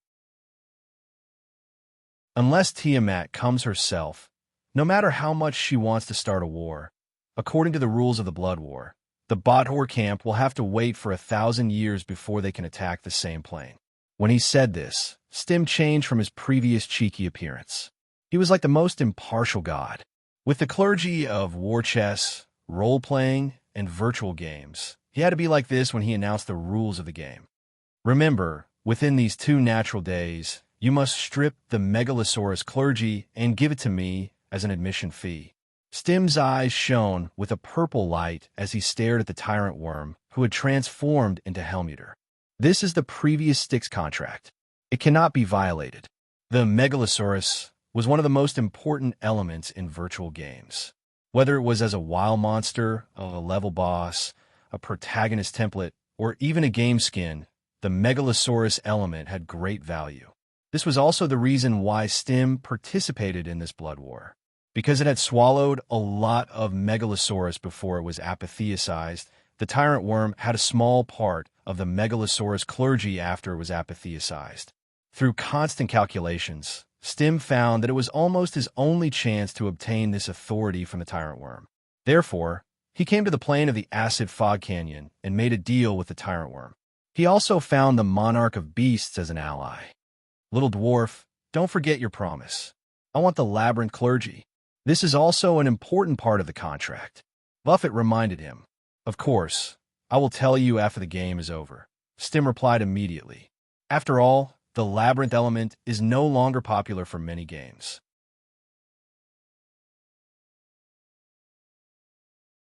Chapter 385. The rain continued to fall incessantly. In the plain of the acid fog canyon, such weather was not common, but no one was happy about it. because the rain was sour. When it fell from the clouds of acid fog high in the sky, it was no longer the rain that nourished everything. This rain is like the demon's saliva. It's sticky and corrosive, and it might be even worse. Sucking on his pipe, a large group of people gathered around the fire pit in the demon's stomach tavern. They were bored out of their minds. Except for the weapon forging workshop, where there was a lot of work to repair weapons and armor due to the acid rain, almost all the other industries in Boomtown had come to a standstill. After all, most of these mortals from other planes could not adapt to the strong acid environment. They were not like the Bats-a-Devil, who could ignore the strong acid and even dare to take some acid rain to wash their faces. In order to not cause more losses, as the mayor of Boomtown, young Blue Dragon directly announced a 3-day holiday. Salute the great mayor. If it weren't for Sir Keys, those demons wouldn't care about our lives. That's right, that's right. Without the food provided by my lord, my subordinates, and I will have to start again. Those who did not stay in their residence and had the time to come to the demon's stomach to brag were mostly gang leaders. Hearing the salute to the mayor, these scheming guys immediately agreed loudly, showing how much they supported young Blue Dragon. At this moment, young Blue Dragon was not in the mood to listen to anyone's flattery. You're saying that this rain is not natural, but might be caused by some large-scale spell? After listening to the spell consultant's report, Keys immediately frowned. That's very likely, Snade replied. For 2 consecutive days, I've randomly collected some rainwater every day. After testing, these samples all have weak magic waves. Keys could not help but fall into deep thought. He had received news that this acid rain had not only been in Boomtown, but also in the vicinity of the Bothor Expeditionary Legion and the Megalosaurus Legion's encampment. Moreover, there were no signs of it stopping. One had to know that casting a spell that could change the weather on a large scale required the spellcaster's strength to be extremely high. If one were to use this kind of spell, there was basically no way to cast it without using materials. The amount of materials needed to cast, it was terrifying. Is that tyrant worm trying to kill the devils with acid rain? Of course, this was just Key's sarcasm. Except for a few rare types, most of the Bats-a-Devil was immune to strong acid damage. The only effect of this acid rain is probably to corrode a batch of weapons and equipment.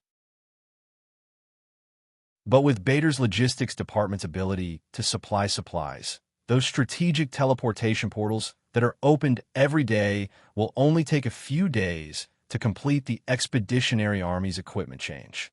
Thinking of this, Keys decided to be more cautious. Notify the entire Boomtown to enter a state of alert. The weapon forges will stop repairing personal belongings and concentrate on building war machines. The construction of city walls and other defensive facilities must resume today. The delivery of servants to the Megalosaurus camp will be stopped. Every free person will be immediately incorporated into the city guards according to their registered occupation. From today onwards, all food supplies in the city will be distributed according to wartime standards until I announce the lifting of the alert.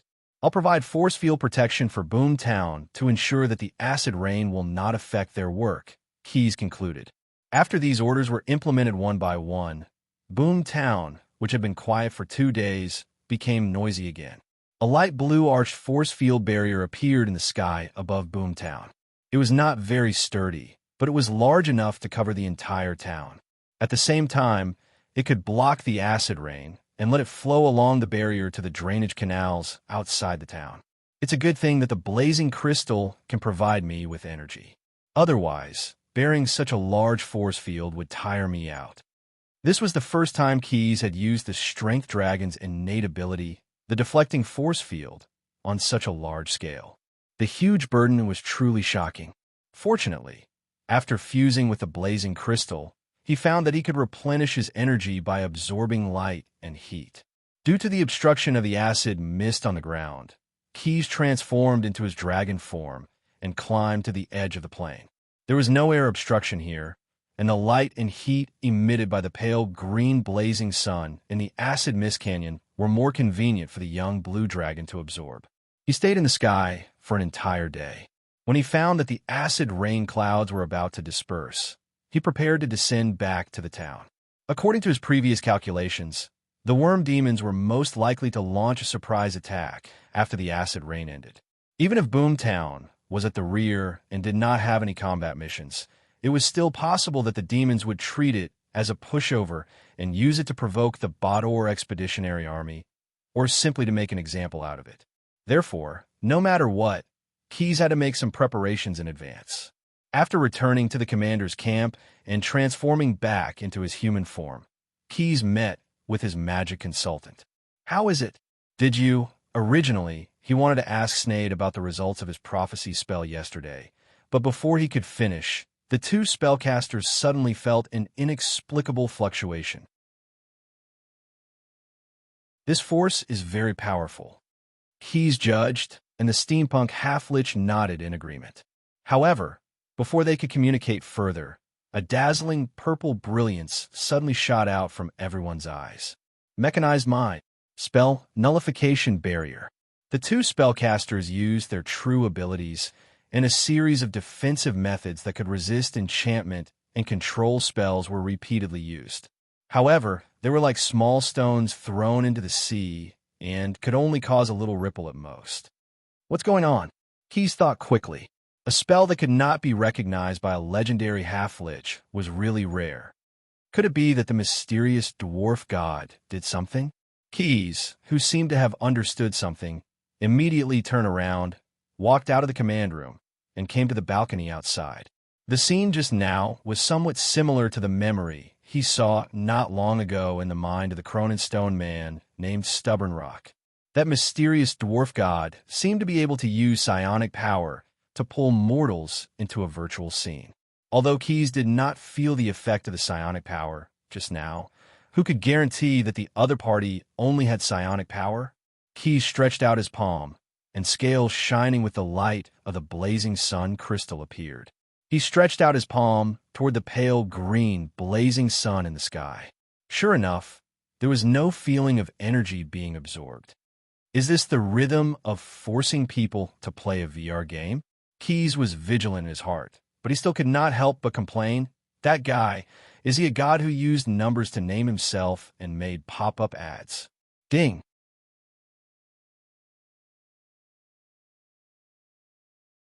Chapter 386.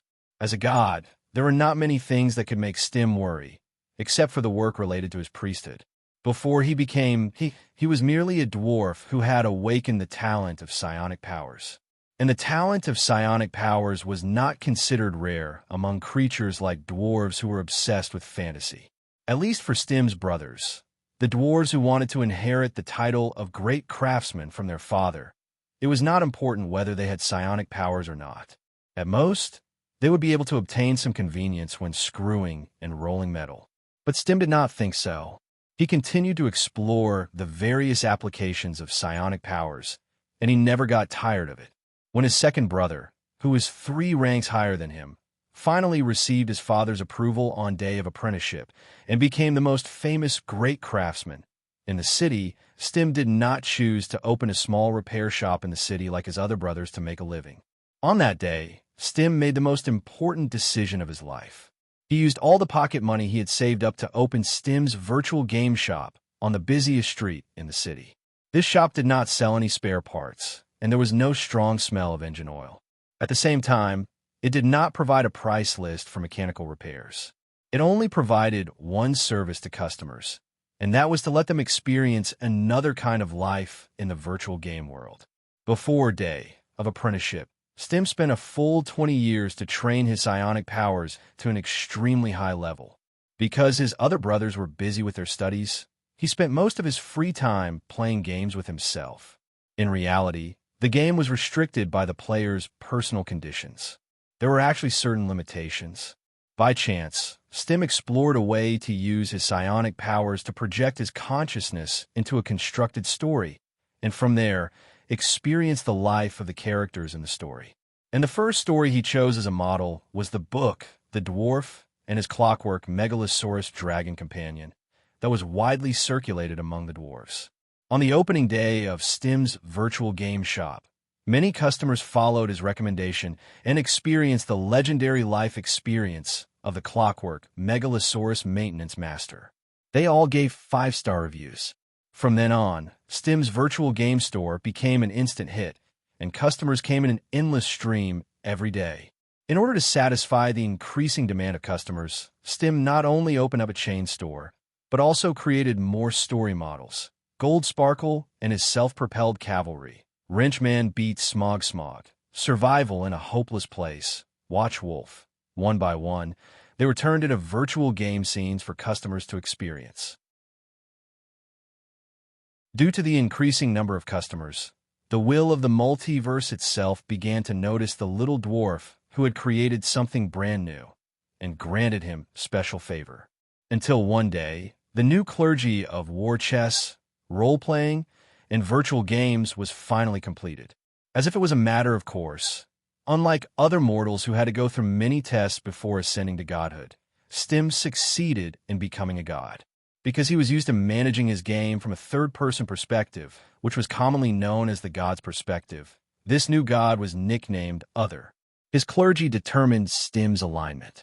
He was a god who adhered to the path of neutrality, but that did not mean that Stim stood aloof from worldly affairs. Although there was no new god of games and no other god to share his authority, Stim still had many competitors. For example, the god of power, Cord, who loved sports, the god of the road, Flan, who was worshipped by the bards, and even the gnome god, Garl Glittergold, who competed with Stim because of his clergy in the field of pranks. The very existence of a god was like a boat sailing against the current, and if you did not advance, you would fall behind. Even if he was not keen on fighting, Stim would still unwittingly optimize his own power system so that he could better shoulder the mission given by his clergy of war chess, role-playing, and virtual games. It was the duty of a god. Under the guidance of fate, or perhaps intuition, he came to the bottomless abyss, found the tyrant worm, and joined the blood war. And now, Stim had to give it his all. After exercising his authority, the little dwarf god seemed to have turned into the god of justice as he stared intently at the tyrant worm. The game of the Other has begun. Remember, thou shalt not think of cheating. Any act of using cheats shall be judged by me if discovered. For the faith of the players, the game may be lost, but the cheats must die, and I shall start a divine war against you. At those words, the tyrant worm who had appeared before Stim as a clone quickly agreed that he would abide by the rules. Since they were in an alliance, Stim had revealed some of the rules of the game to him in advance. When the tyrant worm learned that after entering the chessboard, all forces must use the plane included in the chessboard as their foundation and cannot contact other planes, he decisively cast a strategic spell and changed the weather, causing acid rain to fall continuously for several days.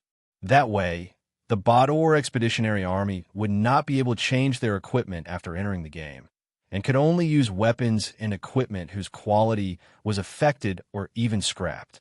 Their military strength would be weakened, and the chances of failure would greatly increase.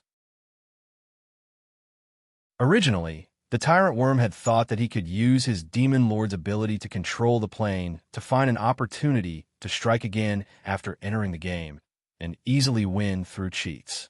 But how could he have known how much Stim hated the act of using cheats? It was a provocative act to usurp his authority as the game developer and controller, and it was a blasphemy to his priesthood. Therefore, Stim already had a plan in mind.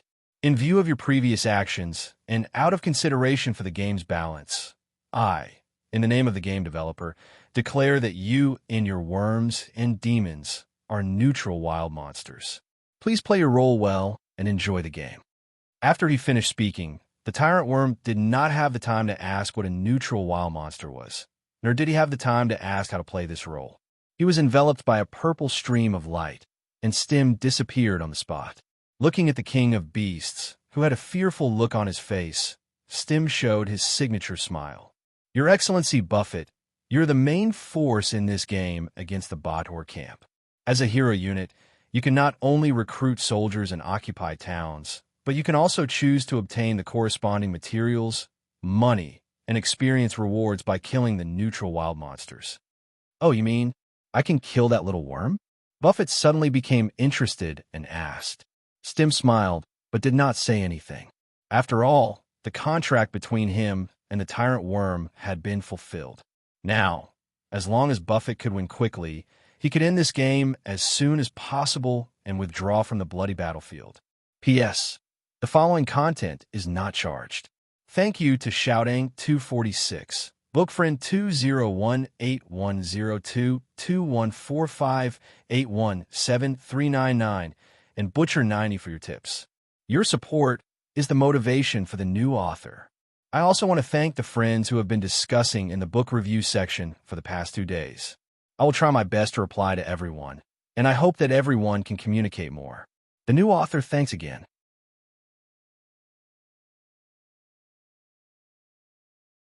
Chapter 387. Ding! With the crisp sound of a bell, a piece of information suddenly appeared in the minds of all living beings in the acid fog canyon playing out of thin air. Welcome to Stim's board game. The theme of this game is the long-awaited Overlord's Glory. In order to fit the theme of the Blood War, the core of Overlord's Glory is war. It doesn't only exist between Batsu and Tanaree. Every commander who has been awarded the general flag will be enemies with each other until the final battle to be the ultimate overlord of this game. In this game, the general flag cannot be destroyed or abandoned. It can only be seized automatically by occupying the opponent's territory. Commanders, losing the flag does not only mean the end of the game, the defeated player will die. And the ultimate overlord who obtains all the general flags will obtain the supreme power of this plane and even become a true god. Before the final overlord is determined, every participant will not be able to obtain external assistance. You can only rely on your existing forces. Go fight, go fight, go fight for the ultimate overlord. I hope all of you enjoy this real game. The sudden influx of a large amount of information made Keys's brain feel a little dizzy, but fortunately, this feeling passed in a flash. He raised his palm and looked at a small flag that appeared in his hand out of thin air. This is probably the general flag. This small triangular flag was at most the size of his palm. The main body of the flag was blue, and there was a golden megalosaurus embroidered on it. The loser will die, and the winner will take all. They may even be apatheicized. Keys could not help but twitch his mouth. Does that dwarf god think he is the god of gods? Or, although he did not believe the message just now, the young blue dragon suddenly thought of a possibility, and this possibility could indeed explain why a god could include the entire plane in his own game. It seems that I can't be careless. Keys immediately adjusted his mentality. He dares to make such a promise. He must have something to rely on. Otherwise, even a greater god wouldn't dare to enter the bloody battlefield in such a manner. Unlike the other commanders in Bato's camp, Keys did not frantically cast a spell and dispel on himself. Instead, he began to calmly analyze the current situation. At this moment, a ding sound rang out again. Attention, commander of the servant corps of Bato's camp. The military pay of Boomtown under your command has been calculated. Today, you need to distribute 600 gold coins. If the distribution is delayed, it may lead to a decline in morale or even a rebellion. While Keys was in a daze, ding, ding, ding, ding, ding, ding, in view of the fact that you own a town, the daily tax revenue has been tabulated. Today, Boomtown's tax revenue is 3,000 gold coins. Please check.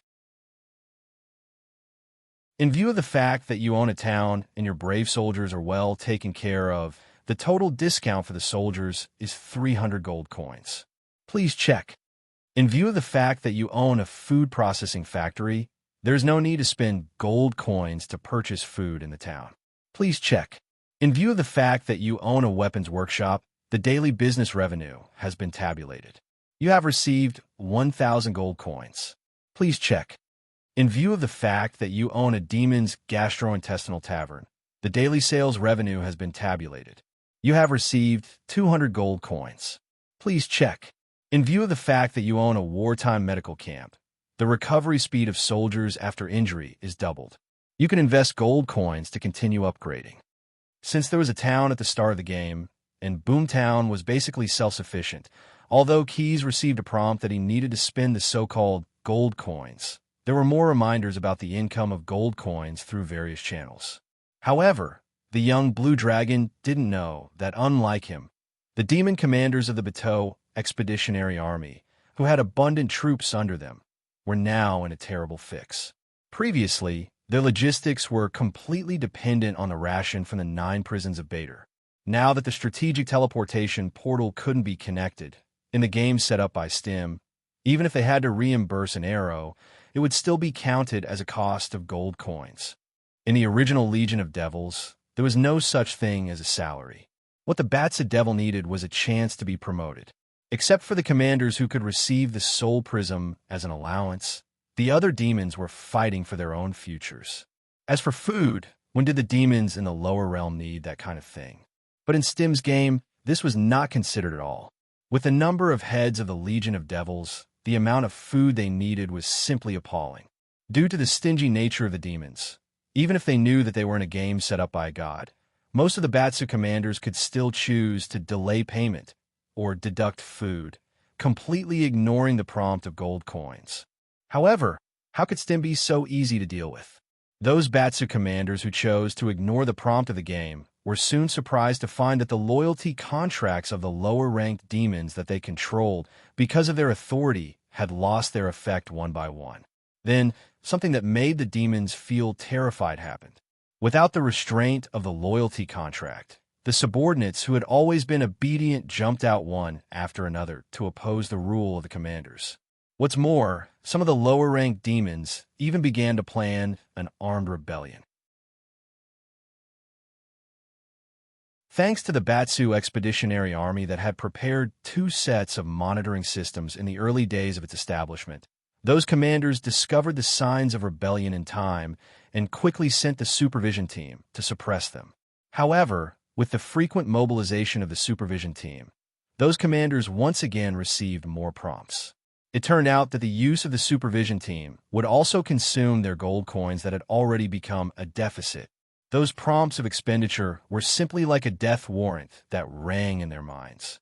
Having no other choice, some Batsu commanders discovered that the Soul Prism could be exchanged for gold coins, so they endured the heartache and used the Soul Prism in their pockets to exchange for those despicable gold coins.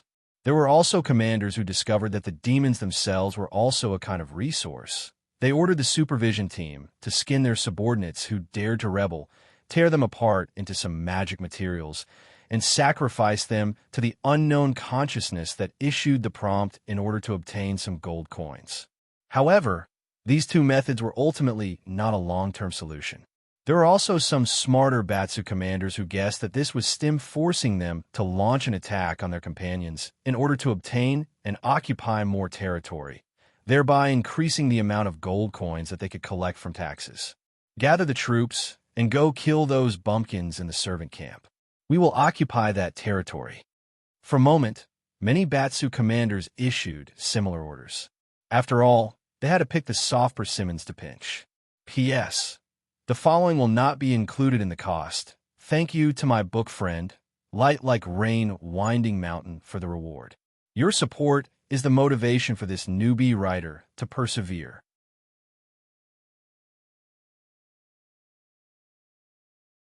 Chapter 388. After digesting the new information and blocking out some miscellaneous notifications, Keys immediately went to the meeting room outside the command post and called for an informal meeting. The reason why it was informal was that his companions didn't seem to have any topics to discuss. They were used to Keys coming up with some ideas, and they were responsible for implementing them. No one had any complaints. I almost forgot the taste of fruit, Ogre Gourmet Brew said as he picked up a ripe peach that tasted sweet. Although Gree is good at cooking, the food from the bottomless abyss is still a bit too monotonous. In addition to fruits, Keys also provided everyone with almond bread, goat cheese, vanilla seasoned eggs, smoked ham, salted meat, and various pastries. As for drinks, there were milk, coffee, tea, and a few kinds of fruit juices, as well as high-strength alcoholic drinks specially prepared by Snade. Of course, these foods didn't appear out of thin air. Keys spent a lot of money, and spent a total of 20 gold coins to exchange for them. But so far, after tasting a few mouthfuls of the food, he felt that the gold coins were well spent. Is this fake or real?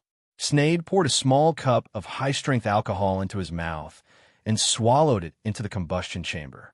Two clouds of steam spurted out from the exhaust pipe on top of his head, making a humming sound. He's indeed a powerful god. His mighty power is really beyond the imagination of mortals. Among Key's companions, the steampunk Demolik, as a legendary spellcaster, had his own speculations about all the changes at this time, but he was also powerless to change his own situation. In fact, in this game of Overlord's Glory by Stim, except for him, the god who operated the game, only those commanders who had the general flag had the ability to change the situation of the game. Although Keys was only the commander of the servant army, he did have his own general flag, so he wanted to control the fate of himself and his companions. I exchanged for these foods. Keys chose to be frank and explained in detail to everyone. All of us are currently forced to enter a game started by God. Every choice here costs some gold coins, but it's also possible to get more. The establishment of Boomtown and the properties that Brew reclaimed have created a source of income for us. If we were the only ones in the game, the income would be enough. But now, we are facing more pressure. Whether it is the Tyrant Worm, the Bodor Expeditionary Force, or the Megalosaurus Legion, they will all compete with us. Furthermore, this kind of competition cannot be compromised. Only by obtaining the final victory can we leave the game. Following his orderly narration, everyone in the audience room more or less understood what was going on after listening to him. It seems that we have quite a lot of gold coins. Keys, what else did you exchange for? The one who spoke was Peru. He was the most logical of the three ogre brothers. After all, you can exchange something so important for a pile of food. Key shrugged and said with a smile, "Gold coins in the game don't need to be stored. Spending them is a more reasonable way to use them." There is no doubt that this was the experience of playing games in his previous life. Apart from using cheats, only by spending money and working hard could a player quickly become stronger. Moreover, spending money was actually more in line with the philosophy of the game operators. After all, they also needed to earn money through sponsor partnerships.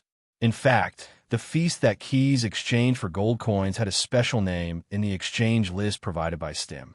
This feast was called the Feast of Prosperity.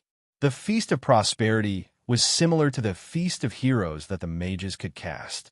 However, eating it not only filled one's stomach, but also boosted one's morale.